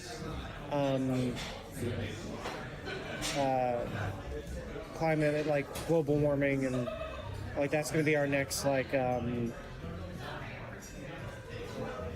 don't know, like what's the word I'm looking for? It's going to be our focus. Like our focus was to get Trump out of office, right? Without saying it, that's what it was, right? So our next thing is going to be for climate change awareness. What does that look like? I don't know. I'm not sure. I have a feeling it's just going to be like constantly showing videos of like decline in ice and weather warming up and like the effects it's having on the economy and really Who talking about decides that? the head of the network, like just Who's that? Is that Zucker? Zucker, yeah. I imagine that he's got his council and they've all like discussed like where they think So that's like the next. pandemic like story like that will be to death. But that one's got longevity. You know what I mean? It's not like there's a definitive ending to the pandemic, or like it'll taper off to a point that it's not a problem anymore. Probably think it's going to take years, so they'll probably be able to milk that for quite a bit. So. So, climate change overload. Prepare. Be prepared. It's coming. Stories like right now, we had an inside track right now where 2 stories are going to be pushed. Climate change is going to be the next COVID thing for CNN. We're gonna hone in. Focus on that. I love it. But that's a fair thing to focus on. But to commit to that as a network. You said it's going to be like the new COVID. I feel like, well, that's the way it was built. Unless that was just a call to arms to get people to start writing and then we'll assess it. I don't know. But Do you think it's going to be just like a lot of like fear? Like climate? yeah, fear sells. Jeff Zucker, I think you need to change your motto, the most trusted name in news. Your own employees, your own director is on tape actually telling the American people what we all believe to be true. The question is... Our focus was to get Trump out of office, right? Without saying it, that's what it was. Why isn't Charlie Chester willing to say the private part publicly? He'll say it privately, but he insists it's important to conceal it, to hide it from people. And that's the question, Mr. Zucker. Why is it so important to hide the truth of what you're really trying to do from the people.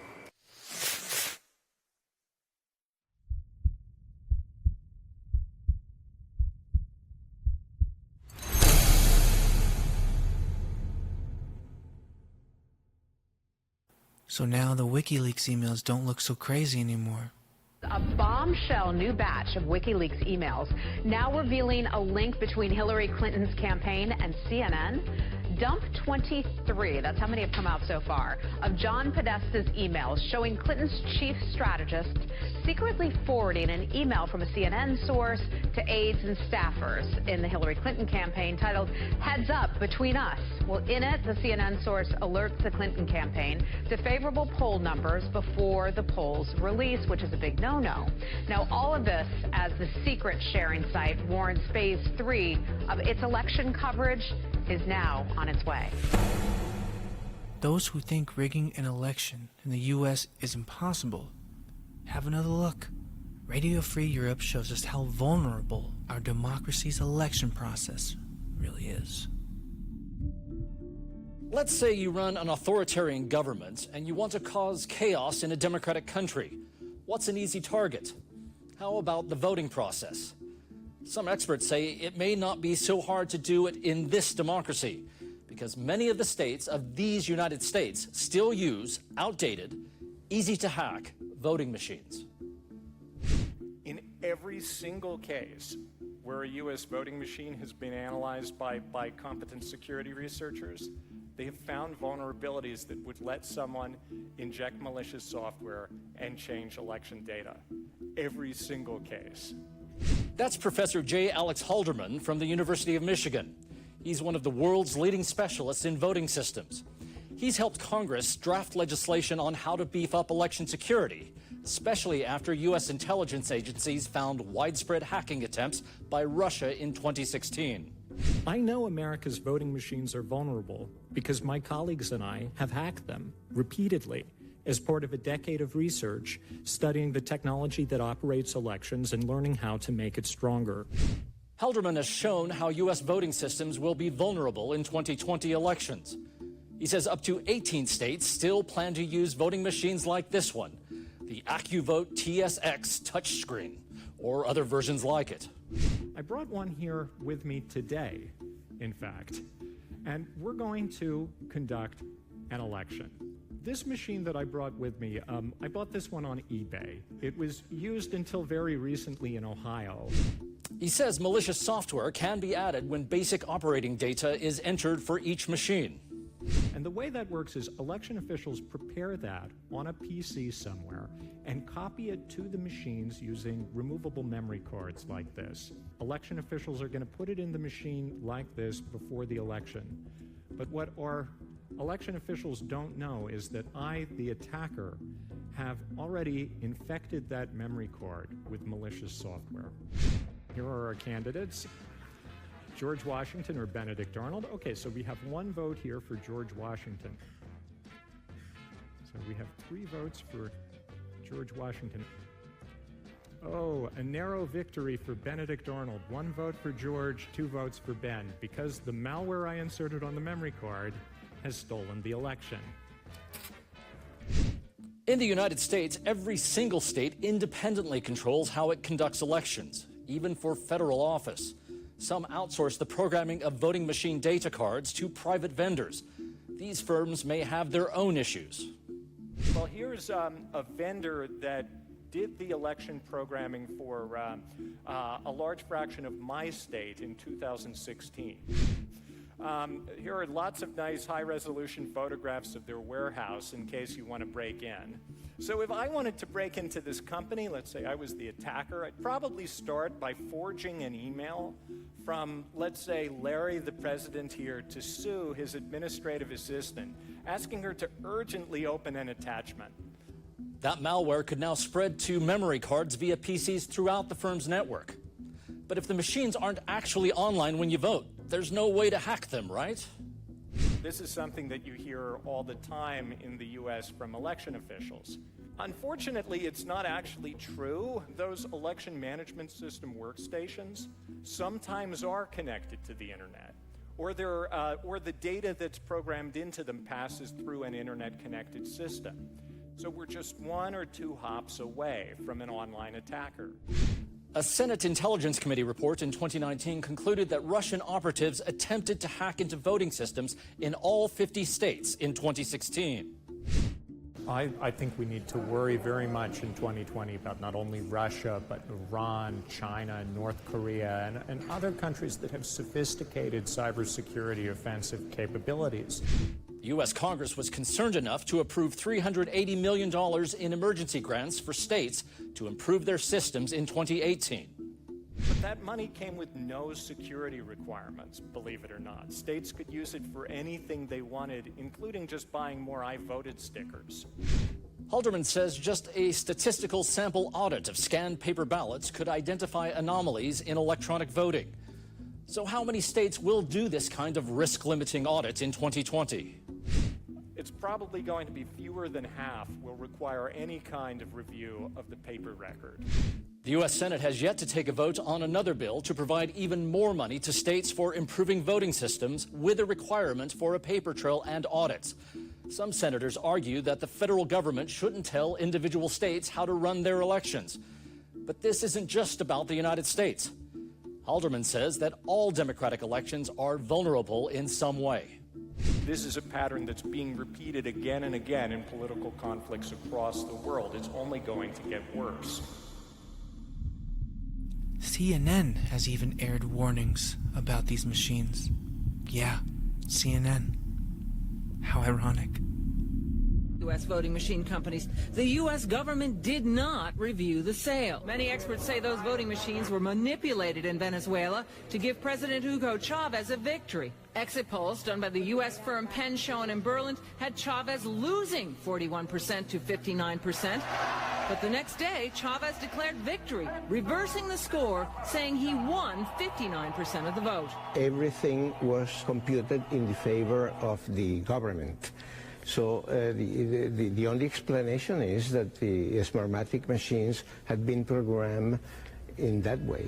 A Harvard mathematician crunched the numbers on the Venezuelan election. It had to be the Smartmatic system. All these machines talk to a central computer and report on their results. And in that mechanism, as they communicate with the central machine can report anything. Smartmatic is technically based in Boca Raton, Florida, but the president of the company, Jack Blaine, testified to the Chicago City Council. Fewer than a dozen Smartmatic employees work in Florida. The majority of the workers are based in Venezuela.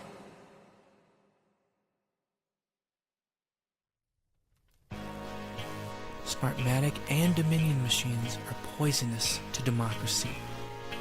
When the patriots around the world had connected the dots and voiced their opinion at the Capitol on January 6th, another false flag was created.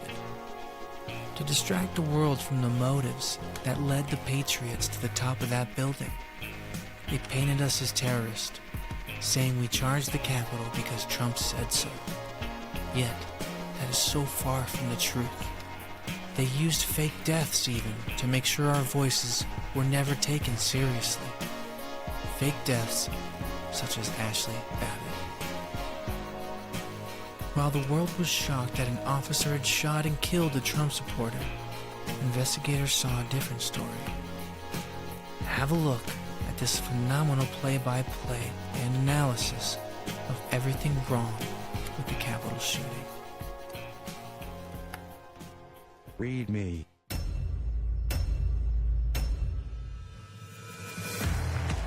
There's some protests happening down outside the Capitol. The simulated riots in D.C. was a powder keg long in the making.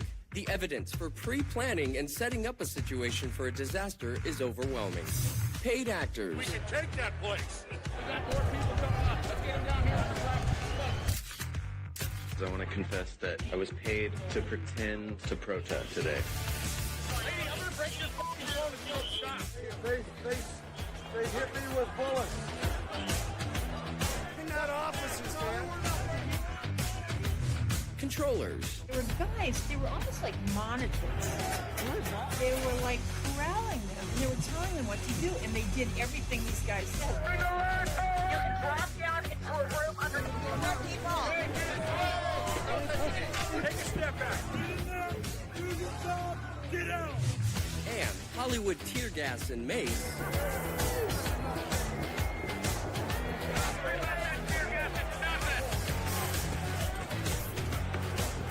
All on display for hundreds of professional photographers conveniently on scene.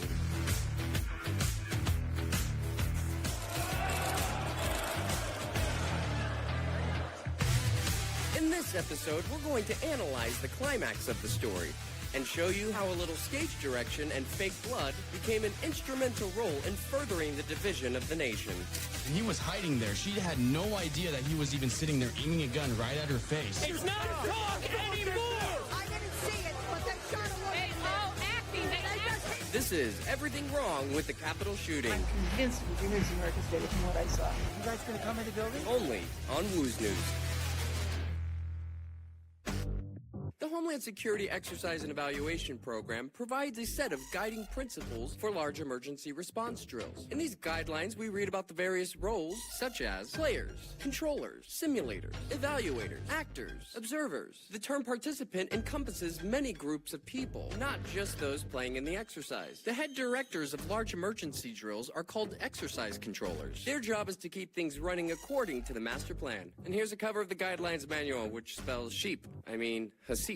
Any professional emergency response drill or military drill makes use of fake blood in a variety of forms. Blood capsules, sponges, syringes, and squibs. A simple blood squib is a pouch that is designed to break on impact. There are all kinds of squibs using various pumps and tube assemblies. Here's the HydroSim trauma bleeding simulation system. It's basically a small pack containing a fake blood supply and a pumping mechanism and some tubes. Some of them are battery operated.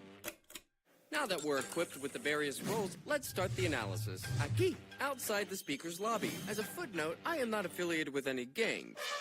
And I wasn't paid to make this video, so I'm looking at this completely unbiased. We've also added a time code to Jaden X's footage, which we'll call Angle 1. And let's review the scene with minimal volume.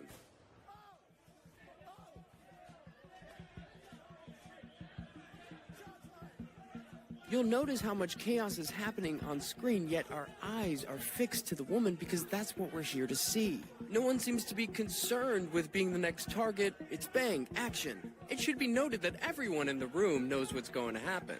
They all play towards the camera. Now, let's take a look at some of our characters. Adam Gray, our photographer. Taylor Hanson, Vetter. Rufio, Fredo, Yellow, Data, Jaden, Thomas Barani, Ninja/Evaluator, Secret Agent Man, or as I like to call him, Sam, Medic/Controller, Parrot Blocker, Shades, Red, SWAT 1, and SWAT 2, Frickin' Frack, and our star, Rabbit. We're gonna break this down together, and we're gonna analyze this with 6 different angles, and in chronological order. Let's do this. Now this is Medic coming into the room. Notice the enormous earpiece. What's that about? Now look what Red does. He kicks the door. Now we see Red either pick up something or drop something, and it looks like Medic does the same. And we know he's the Medic because of this patch or sticker. Here we can see Red has one glove on, and you can see Jaden in the distance. Now we're all kind of led into this room outside the speaker's lobby. We can see Medic has one glove on as well. There's Frick. Oh, hey there. And there's our star. They're just waiting around again. And you can see our star looking in the direction of the weapon. She seems amped up or nervous. And you can see we have Taylor Hanson on our left. Notice how Yellow hands Rufio the helmet. And notice while he does that, we can see Cop 2 and Fredo discussing. Almost like they're waiting for something. Okay, we got police coming up. Okay, we got police coming up. Now Frickin' Frack come down. Rufio takes off his hat, changing his appearance. He receives the signal, and they leave. And it all feels a little rehearsed. And you can see Adam Gray push his way through. Now this is orange in the front. You should also note that the glass is not glass, but plastic, or stage glass. And you'll notice that this barricade was set up before they entered the room. You can see Barani and Red to the left of the screen. In about 30 seconds, they're gonna make their way to the front. Notice how our star keeps looking over to the left, as if she's waiting for something. As the officers leave, they're pretending to talk to each other. And you can see how easy this plastic comes out. You see how easy that is? Frack taps the back of Vetter. Jaden is the first one to give the command that there is a weapon at 34 minutes and 49 seconds. And you can hear others chanting the same thing. Notice that the gunman briefly removes his hand from the weapon, like he's communicating, replying to his earpiece. Look how long it takes him to do it. Notice this person just walking in the background. If we draw a straight line from where the weapon is to where our star is, you will see that they don't match up. The weapon is far below her neck area. And boom, right there. Now that's 15 seconds since Jaden announced there was a weapon. That's important. Now let's back it up 15 seconds. We can see this guy point to Orange. Orange gives a hand movement, and look, the Hollywood glass just falls right out. SWAT 1 goes to Sam. Now why would Blue ever be in on this conversation? Blue makes his way past Yellow, where he grabs him, and you can see Barani making a hand movement. And he touches Red on the back, and Barani signals her to get into place. And she goes through, and she's ready to fall. And they all scatter. Notice this guy in the background. No one looks in the direction of the gunman. Yellow gets into place. Now that's Rufio. Right when she goes up, he turns his back. It doesn't make sense that Rufio's corralled all these people into breaking down the doors, only to step to the side and turn his back. In this angle, Rufio turns to take a peek. And he touches Red on the back. And Ninja automatically puts his hands up. Also, notice when she falls back, her backpack looks fairly plump. A perfect breakaway for a fall. And you'll see Yellow breaks her fall, boom, with his foot. And here you can see the plastic glass. Red gets out of the way. And interestingly enough, Ronnie moves down just to touch her. Just to touch her right backpack area. Just for a brief moment. While Sam comes down, he moves her, 9 inches to his left. He's about to reach under her right shoulder. At the same time he does it, SWAT 1 briefly squeezes her right hand, or he's putting something in there. When Sam picks her up, she puts her hands in front of her face. It almost appears that she opens her eyes right there, and she just puts her hands down. Boom, she's set down, then her elbows go down. As Data and Orange move into place. Now Sam's gonna make a big hand movement. His left hand is still under her right shoulder. Trying to give her a back massage and shit. Who writes this? And look how she's laying. She's still got her right leg up. It's only been 11 seconds since the weapon went off. And here you can see her curl the side of her mouth up, while a drop of blood runs out from under her nose, which takes less than 16 frames. Here it is in real time. No blood. And there it is. And she has her hands like she's about to give a shadow puppet performance. It's just an interesting face to make. No suffering. It's like, boom, instant death. She's basically using that backpack as a pillow. All the while, look to Sam's right. There's Ninja. And Ninja's been there all along. And he comes down with him. And it almost looks like she has a smile on her face. It's almost like a Mona Lisa. And she's holding her right hand clenched like she has something in there. Now you have SWAT 1 coming in, playing a scene blocker. And notice how Rufio is just clamoring over SWAT 3, because there's quite a bit of photographers in that room. Now look, frickin' Frack. He grabs him in the back, and he puts his hands up. See how he just grabs him and he puts his hands up? They were friends earlier, remember? And look at Barani. Okay, guys, I'm just gonna pull out my phone. And notice how he looks at his hand. He's gonna do that a couple times. And there's a reason for that. So now SWAT 1's making his hand movements, you know, the big pointing. And now he's gonna put up his weapon. And he does this little dance with his knees. Okay, thank you. Thumbs up. Like he's pretending to talk to someone. And he's like, thumbs up. And now Data moves in. He clumsily takes his book bag off. Now here it gets really strange. With the exception of her nose, at this time code we see there's no blood on her. 3517. We're gonna see her pop in right there. Nothing. 3521. But wait, boom. 3525. 4 frames. That's 4 seconds. And now it looks like she's devoured some small woodland creature. Now you love how blood defies gravity. But how is that possible? Let's back it up 4 seconds. Now watch. Notice how Sam moves his left hand from her right backpack area, and he goes to grab her hand like she's doing a peace sign. With her hand, dips it in. Look at that movement. Now you can see him move his hand across her face. But look, she moves her wrist into his hand first. It kind of looks like she's smearing blood on her face, or putting something in her mouth, but you can see the movement. And he swats her hand down. Then he forcefully turns her head to the right. It's hard to see if those are her fingers or if she's holding on to something. Now Sam gets up and all he's doing is just pointing. Look, well, I guess my work here is done. They're both pointing at the same time because it makes for good pictures. You've got the drama, you've got the pointing, and now this blood is just gushing out of her mouth. Don't make no sense. Do you hear that? Y'all murdered this person? It's only been 21 seconds since the weapon went off. Just grabbing him, like, what are we gonna do? And notice, he has a full beard. Do people in these positions normally have full beards? Maybe? Okay. He's also double masked. Ooh, such a secret. And they just keep pointing. Look. SWAT 1, SWAT 2. We can see that Yellow has changed his appearance as well. And so Data does these big gestures. She's still got her damn hands, like she's playing a scarecrow or something. Now this guy coming in, he's a parrot blocker. And he's saying, move, move. Data just looks up, he's like, medic, scalpel. All the while Ninja's still back there, just monitoring everything. Data is just still fumbling through his bag, not looking for anything in particular. Everybody's just kind of moving around her. Got an active shooter. We have an active shooter. How original. Get her down. Get her down. She is down, bro. God, it's so cringy. Flashlight. So they're screaming for a flashlight. Out of all things, a flashlight. Because the flashlight will enhance the drama of the photos. And it draws the eye down towards the light. Where's she hit? Yeah, it seems like no one really knows. And that's when she opens her mouth, like she's spitting it out. You can see she has blood on her fingers. But when do we see her ever touch that area? And Data taps her left hand and she puts it down. He like flicks something away, fixes something out of her hair. It's unclear if Data is contributing to the blood effects or if he's just a scene blocker. You can see SWAT 1 knees her right arm closer to her, and then she tucks it under her right butt cheek.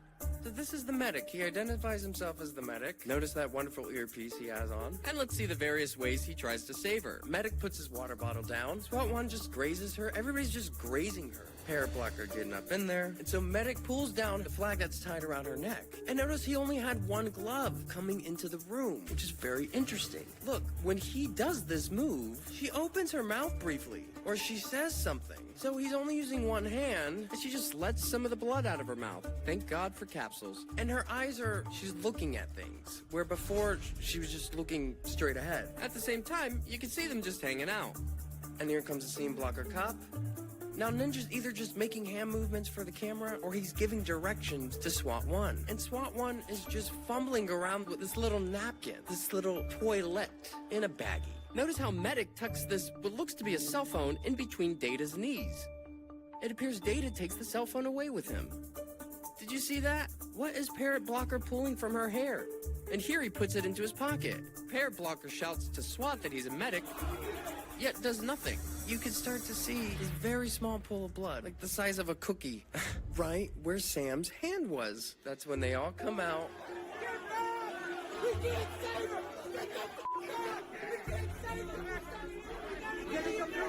We gotta get EMS here, guys. Now, notice Ninja just randomly puts his hands up. The cops have been next to him this whole time, and now he's putting his hands up. It's for the camera. She's dead. I caught her phone. Her eyes light. Did you hear Jaden? Because he keeps repeating it over and over. He's saying the light faded from her eyes. They're all gaslighting because they know the audio is going to be recorded. So they're all kind of pointing and overacting and fumbling in their little corners. 3621, Taylor Hanson smiles. Look at Shades. And Fredo has no one to talk to. He's got nothing to do right now. And SWAT 1 and SWAT 2 are still fumbling with this stupid fucking bag. What is that, little gauze? So he's just tugging it along on the flag kerchief. Everybody's grabbing for her neck. What's that? That's Medic's hand. Do you hear the scrunch as he squeezes? And then Medic comes in. It almost looks like Medic hesitates. And then he comes in.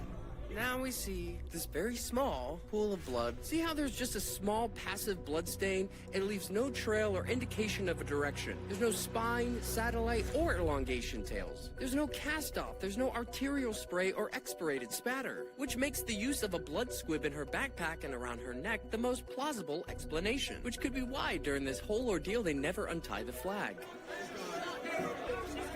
She's gone, man. We're gonna see that cap, black hat cap. He's still just looking for a pulse, but he just declared that she wasn't there. And now look, he clearly has blood on his fingers. And he turns his fingers around and looks at them. And he just wipes them on the flag. Look, he just wipes them on the flag. And he moves it out of the way. And that's when SWAT 1 comes in with his little towelette. Dab, dab, dab. Dab, dab, dab, dab, dab. Like this is fucking ASMR or some shit. At the same time, he snaps another photo. Ronnie's faking a call, looking at his hand. And there's Jaden. And Ninja just ninjas his way over to us. Scene blocker, cop blocks, parrot blocker. Hey, what's going on? Who's that? Oh, he's got a radio. Maybe he'll call for help. No one's doing anything. Medic stands up.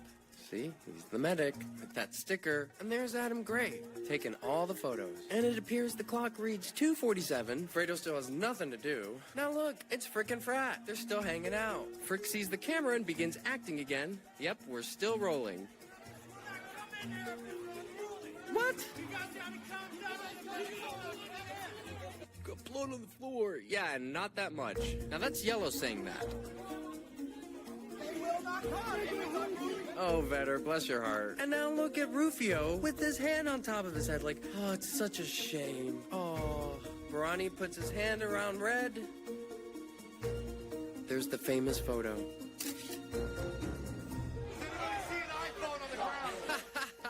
Has anyone seen an iPhone on? Nobody's doing anything. Everybody's just hanging out. Angry lady number one, she's just there to scream at them. Now notice they're still taking photos of her in the background, yet no one has done anything.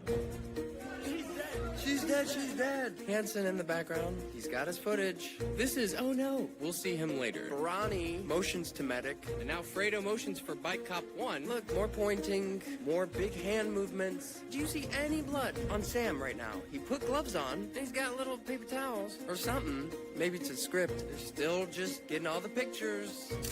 Shades is making his big hand movements. Oh, he's grabbing Barani, but notice Barani puts his hand on his back, or he grabs him. And he lets go.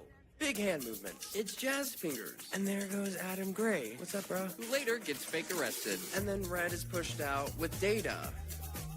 See, they've already made one. And look how uniform they are. Looks like they made it just in time, even though they don't go out that way. And there she goes, with her book bag and flag still wrapped around her. Luckily, they don't have that far to go. Just right out that door. Is that normal? Is that normal protocol? You would think if it was as easy as for everybody else to get into the Capitol, it would be for paramedics. Now we see Sam on the other side of the door, and we see he's littered his latex gloves on the Capitol floor next to the blood. No one would ever do that, unless it was to add drama to the photos. So that's our pool of blood. That sad, pathetic pool of blood. This is classic. Oh, you just stepped in the crime scene. Guys, you can't make this stuff up. I think he does do it intentionally, because it creates a transfer pattern from the heel of his boot. It adds drama to the photos. He intentionally does that. Is that a cop? Come on, guys, is that a cop? Are these cops? And now they put the black ski cap over the blood. They've got the photos. And that's the guy who stepped in it, now changing his appearance. And those are the sad, pathetic droplets from one malfunctioned squib.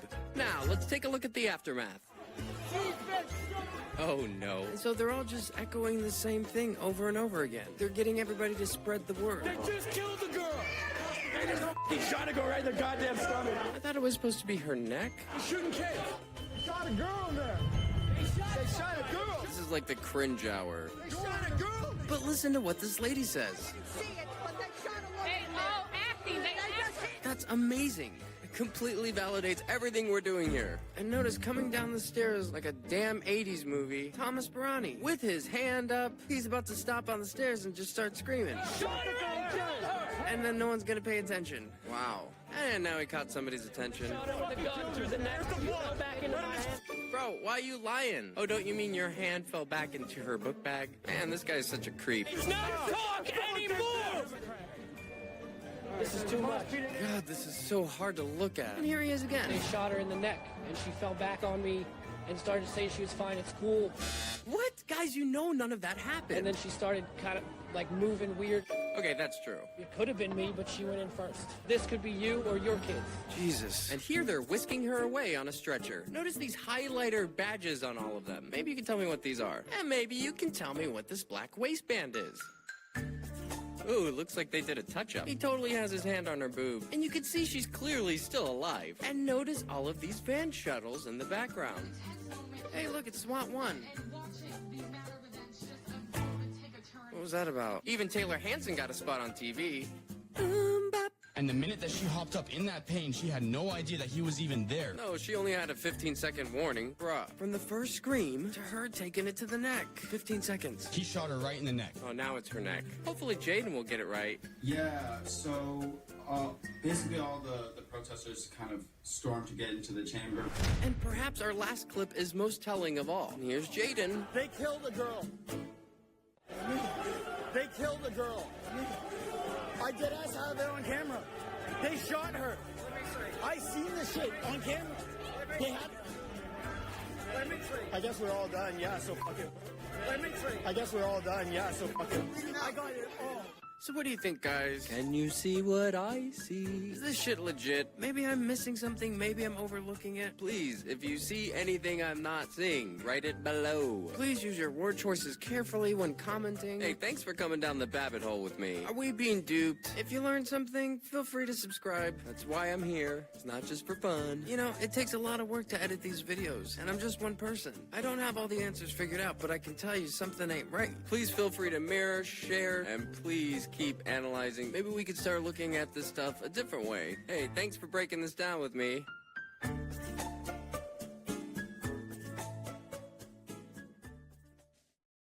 How certain am I that the deep state is simply trying to sway the public focus from one crime to a manufactured one?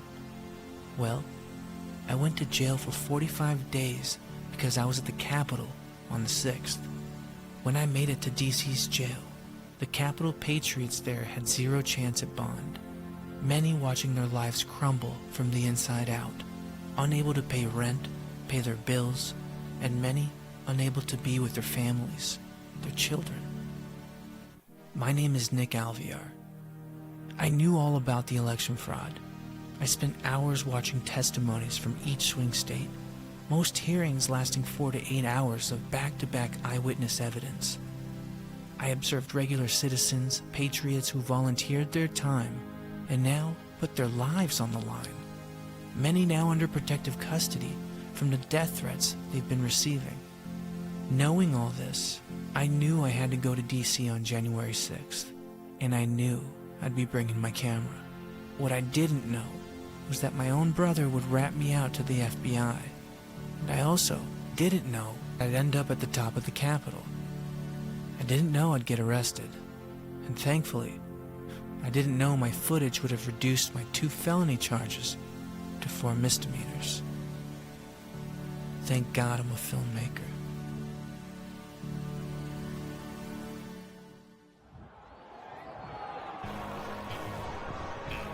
January 6th, 2021, the birth of Rotunda.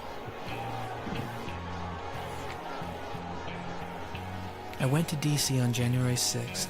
I made it to the Trump rally at 5 a.m., stood in line when the day was still dark, and waited 6 hours to see and hear Trump as I stood amongst some of the greatest patriots in America. I knew I was exactly where I needed to be. Everyone I spoke to was just as informed as I was regarding the Senate committee hearings. We knew the election was rigged. Post-rally, we went to voice our concerns at the Capitol, and once we learned Pence had sided against us, I looked up and saw a flood of patriots climbing the building. As a filmmaker, I knew I had to film every second of it. I also knew I had to get into the Capitol. I found my way up as fast as possible, and after getting shot twice, once on each thigh with rubber bullets, I never knew what would happen next.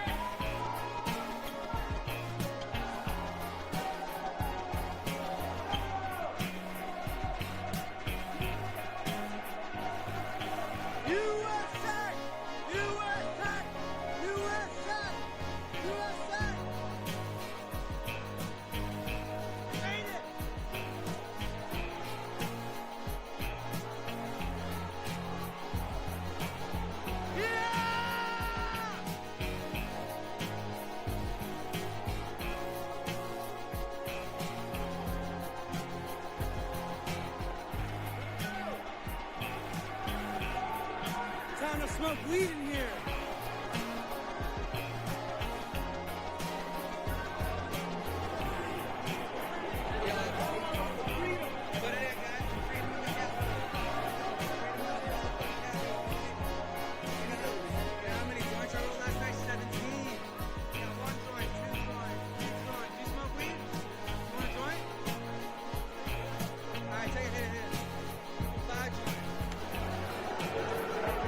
Getting buzzed in the Capitol.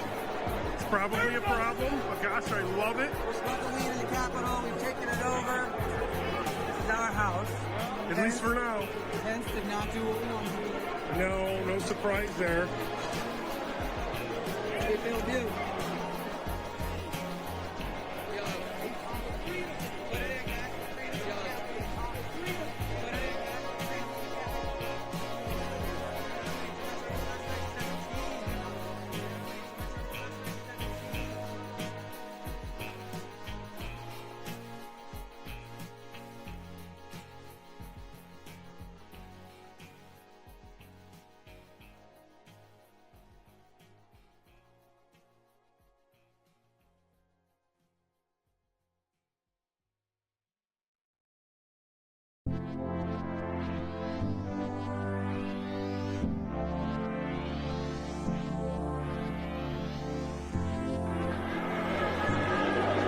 What strain is that? What strain of weed is that? This pinkberry. Hey, can I ask why you're smoking weed in the Capitol today? Because you can. Because it's freedom.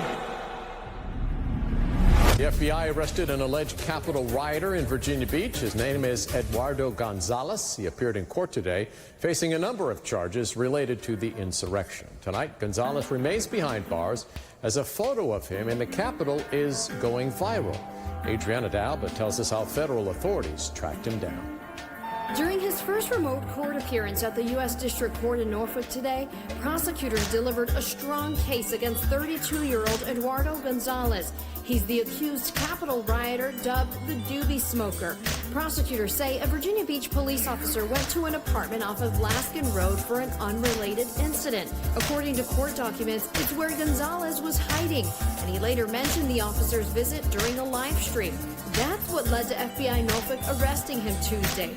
Gonzalez reportedly seen in several videos smoking marijuana, passing it around, and documents reveal he posted on Twitter saying things like, quote, "Revolt, civil war, our forces will be needed again out there, and next time we'll go stronger and harder." Documents show a family member turned him in, and he never got on his flight back to California. He stayed at an Airbnb in Alexandria, then he came to Virginia Beach, where he stayed with an unnamed friend, disconnected his phone, and he mentioned an escape plan during a live stream.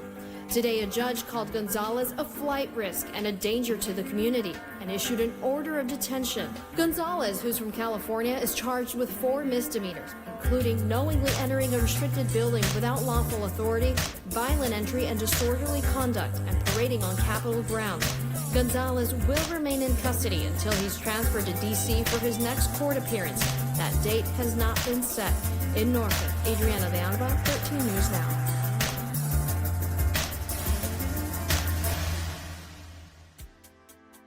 But had I not filmed the entire journey up, there wouldn't be evidence to prove against my felony charges.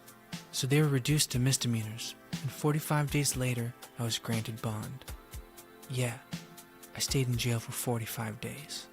And this film has been written, produced, and released, all while wearing an ankle monitor.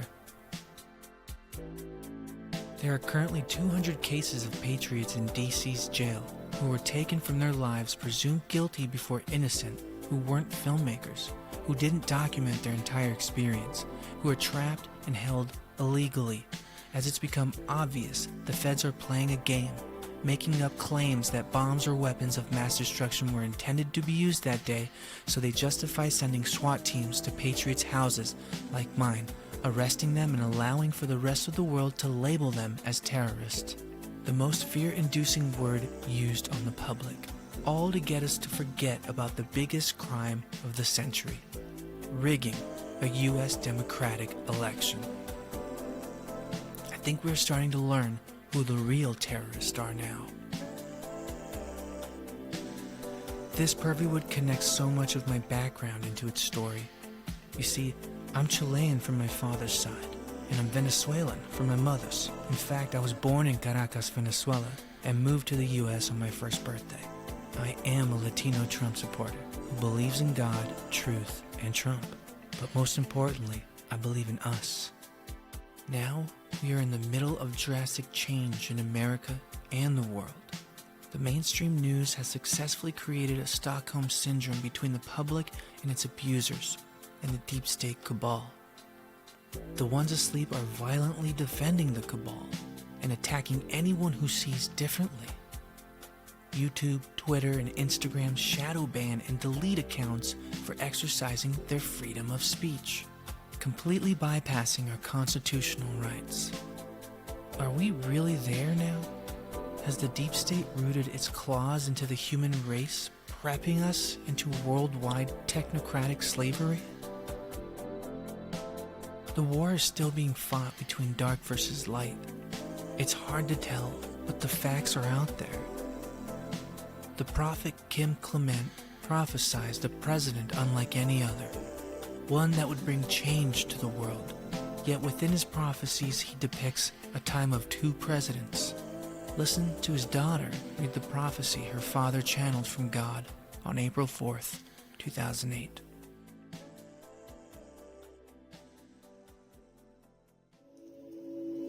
And they shall say, but now there is a second president. How can we have two presidents?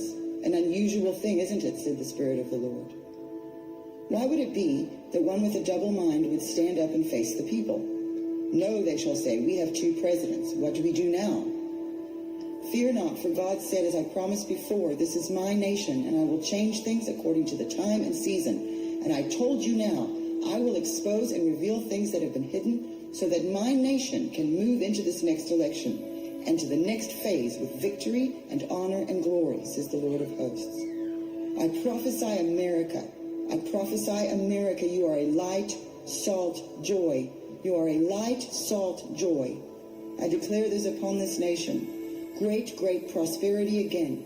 Oil prices that shall change rapidly, and when the new source of energy suddenly unfolds, people will say, oh God, how did we miss it? It was so easy. At the right time, and the time is now, says the Spirit of God. Did Biden really win? Is the media in control of one matrix, while the lot of us have already unplugged? What proofs are evident, if any, that despite all appearing so dark, that the light is working to assist us? Khan Sarayadin recently came forward explaining the Evergreen Crisis, where nationalist powers, Turkey, Israel, Egypt, and Qatar, carried out an operation against the globalist by stopping the Evergreen container ship from arriving to its destination. If that ship had not been stuck, a bioweapon unlike any other the world's ever seen would have been unleashed. Have a listen. İlk kart neydi? Teknosilah, korona, Covid-19. O bitirilecekti Mart'ta. Neden vaka sayıları yükseldi biliyor musunuz? Şimdi burada söyleyeceğim şeyi anlamak için biz Mavi Gazetem'de bunu yazdık ve gittikçe de derinden ifşa edeceğiz. Çünkü orada ulusal güçler küresel güce bir operasyon yaptı. Türkiye, İsrail, Mısır, Katar işbirliğinde Evergreen meselesi bir operasyondur. Evet. Şimdi mi gireceğiz, sonra mı gireceğiz bu Bunlar meseleye? hepsi birbirine bağlı olduğu için şöyle anlatayım. Bu Evergreen meselesinde o tankerin içinde olan konteynerin içerikleri çok önemliydi. Çünkü o konteynerlerin içeriklerinden birlikte 30 yıl hazırlanmış malzeme vardı içine. 30 yıldır hazırlanmış. Adım adım gidelim mi? Arkadaşlarım görselleri de ekrana versinler. Tamam. Bir iki başlığı atlayıp buna İşte geçiyoruz. ondan bu Covid vakaları artıyor biliyor musunuz? Onu söylemek Mesela istiyorum. anlamadım. Bu bitecekti. Evergreen konteynerlerinin, yani Süveyş kanalında günlerce teknik bir arıza sebebiyle olduğu söylendi. O geminin o şekilde kalmasının sebebi neydi? Bir sır mı saklı? Biz ne anlamalıyız bu olaydan? Şimdi burada bir defa ulusal güçler küreselciye bir tokat attılar. Burada günde 10 milyar dolara yakın bir zarar yazdı dünya ticareti küreselci. Tamam mı? Bu ilk tokat. İkincisi hiç konuşulmadı. Biz de bunu yazdık. Devamını da getireceğiz. Bunun nasıl olduğunu anlatıyorum işte bugün. İyi dinlesin. Komplocu da değilim. Bu sıra diyenler zaten ileride bunların hepsine de komplocuyum derim utanacaklar. Şöyle bir durum var. Evergreen konteynerların içinde ikinci tekno silah. İşte ikinci perdeydi. İklim silahını canlandıracak madde vardı. Nasıl bir şey? Onun detaylarını çok uzunca anlatmadan kısacası şöyle söyleyeyim. Bill Gates efendinin parmağı var bu işte. Çok basit. Nasıl yıllarca aşılama üzerine çalışıyordu ve son yıllarda da akıl almaz şekilde toprak satın alıyor. Türkiye'den 56 bin dönüm, 56 milyon metrekare aldı. Bugün gene açıklama yaptı. Mesela Arizona devletinden, Birleşik Devletler'de 1 milyon dönümden fazla yer almış. Akıl almaz miktarda yerler alıyor ve sebebi şuydu. Şimdi ikinci tekno silaha geçilecekti. Tekno silahı Covid bitiyordu. Onu da zaten her zaman öyle söylemiştim. Bitecekti. İklim konferansına hazırlık bu. Nisan ayının sonunda 24 Nisan'da olması gerekiyor. Bir iklim konferansı var. Bu iklim konferansında işte hani üzülerek söylüyorum. Bizim Tarım Bakanlığımızda bakan yardımcısı çıktı da hani ineklerin gazından ilgili bizi küçük başa falan filan sayıyor. Bunlar çok üzülmüş olması lazım hanımefendi. Çünkü burada bir ilahi güç var. Allah'ın da bir planı var. Siz öyle düşündüğünüz gibi değildir bu işler. Onun içindeki içeriklerle birlikte ikinci teknosilahla radyasyon yani ışın üzerine 5G ışınları üzerine topraklarda bir değişim yapılacaktı. O bir bilişimle birlikte yapılacaktı. Geminin içinde bu mu vardı? Bu maddeler mi vardı? Bunların hepsi engellendi, hepsi toplandı. 30 sene hazırladılar bu projeyi. Küreselciye ulusalcılar birleşip öyle bir tokat attı ki dünyada. Şimdi şunu demek istiyorum. Hani diyor ya insan, hani ne oldu, hiçbir şey olmadı Mart'tan sonra. Ya kardeşim oluyor, neler oluyor? Tarihi olaylar oluyor. Sadece sen onu bakıp da görmeyi bileceksin. Hep ana akım medyada göremezsin bunları. Bunların hepsi reel, gerçek. Burada istihbaratlar birlikte çalıştı, bunu çözdü. Neden orada o kadar zaman kaldı sanıyorsunuz? Tesadüf mü? Hemen o sıralarda Çin geldi. Türkiye'deki o dolar meseleleri sükse etti. Evet, bizde bazı kararlar verildi, hızlandırıldı ama onun arkasına gazlayanlar gene her yerden çıktı. Çin bize geldi 24'ten 26 Mart arasında Çin Dışişleri Bakanı Türkiye'de. 27 Mart'ta da o Evergreen konteyneri karayollarında Çin'de yolu kapatıyor. Bunlar mesaj. Bunlar mesaj. Toplantılar Türkiye'de bitiyor, gidiyor, o oluyor. Bunlar mesajdır. Uluslararası bir lisan vardır. Şimdi bunları çözmeye kalkın. İnsanlar devamlı komplolar değil, gerçekleri okumaya çalışsınlar. Burada küreselcinin projesi, iklim kartı projesi yıllardır da onu propage ediyor değil mi? Kendilerinin hani demin koydunuz ya şu magazin kapağı. Koyun bir. Verebilir miyiz ekrana arkadaşlar? Şimdi klasik... burada şunu görüyoruz. Dünya yani insanlık önce Covid'le savaşıyor ama arkada iklim değişikliğini daha devasa bir şekilde görüyor. Yani diyor ki bu uğraştığınız ufak daha büyüğü geliyor. Anlamı tabii ki bunu zaten bağıra bağıra söylediler. Hemen Covid çıktığında bu çizimler çıktı. Zaten önceden bu projeyi hazırlıyorlardı.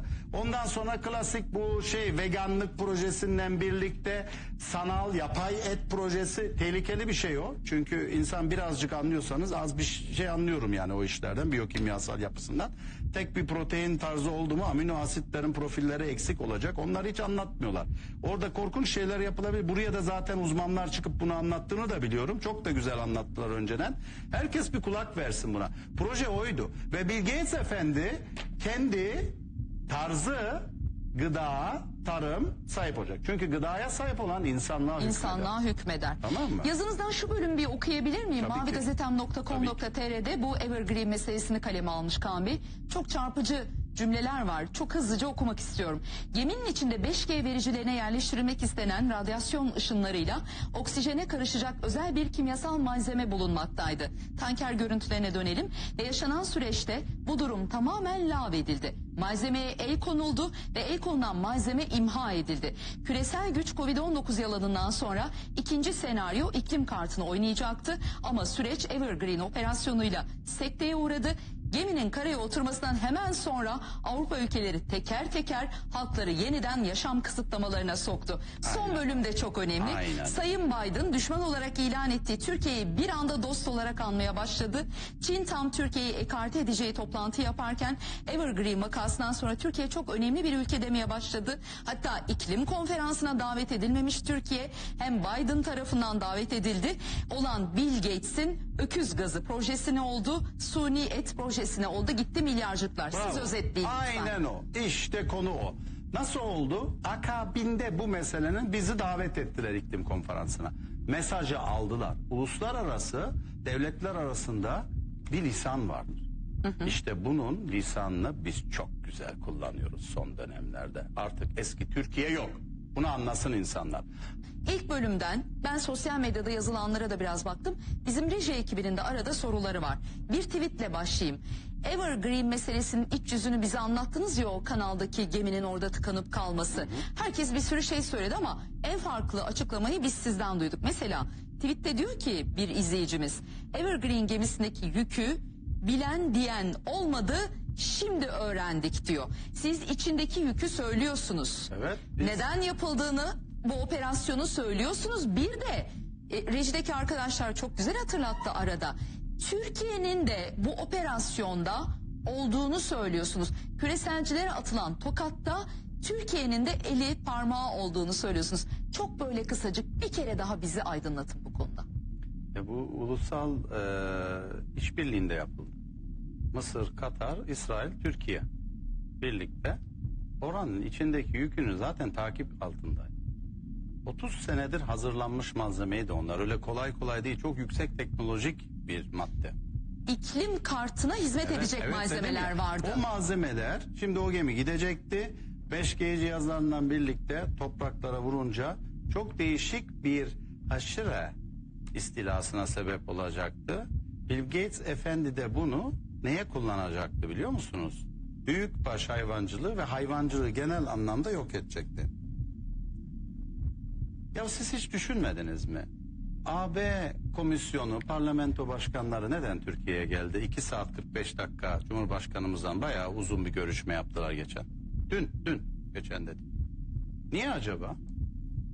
Şimdi bunlar devlet sırlarıdır, bunlar konuşulmaz. Ama birden herkes harekete geçti. Biden Türkiye'yi birden davet etti iklim konferansına. Şimdi çok değişik bir resim çizmeye başlıyorlar. Çünkü Avrupa Birliği'nin son konferansında Biden da katıldı o telekonferansa. İşte biliyorsunuz pandemi yüzünden telekonferans yapıyor. Bütün ülkelerin hepsinin katılanları Biden'a biat ettiler. Yani küresel yapıya biat ettiler. Yani kim kimle savaştığını anlamanız için. Bu fotoğraf. Evet burada Biden katılıyor. Bütün bu ülkeler bunlara biat ediyor. 5G technology used with this bioweapon to eliminate farming of grain and cattle, all while Bill Gates continues to purchase mass amounts of land in the US? Is it making sense yet? If you aren't angry yet, you should be. You shouldn't take this anymore. Be angry, but trust there are good forces on our side, making sure the darkness does not win. But we need to wake up the lions. We can't sit back any longer. There's only one way this darkness can be defeated, and that's if we rise together. I don't have to tell you things are bad. Everybody knows things are bad. It's a depression. Everybody's out of work or scared of losing their job. The dollar buys a nickel's worth. Banks are going bust. Shopkeepers keep a gun under the counter. Punks are running wild in the street, and there's nobody anywhere who seems to know what to do, and there's no end to it. We know the air is unfit to breathe, and our food is unfit to eat.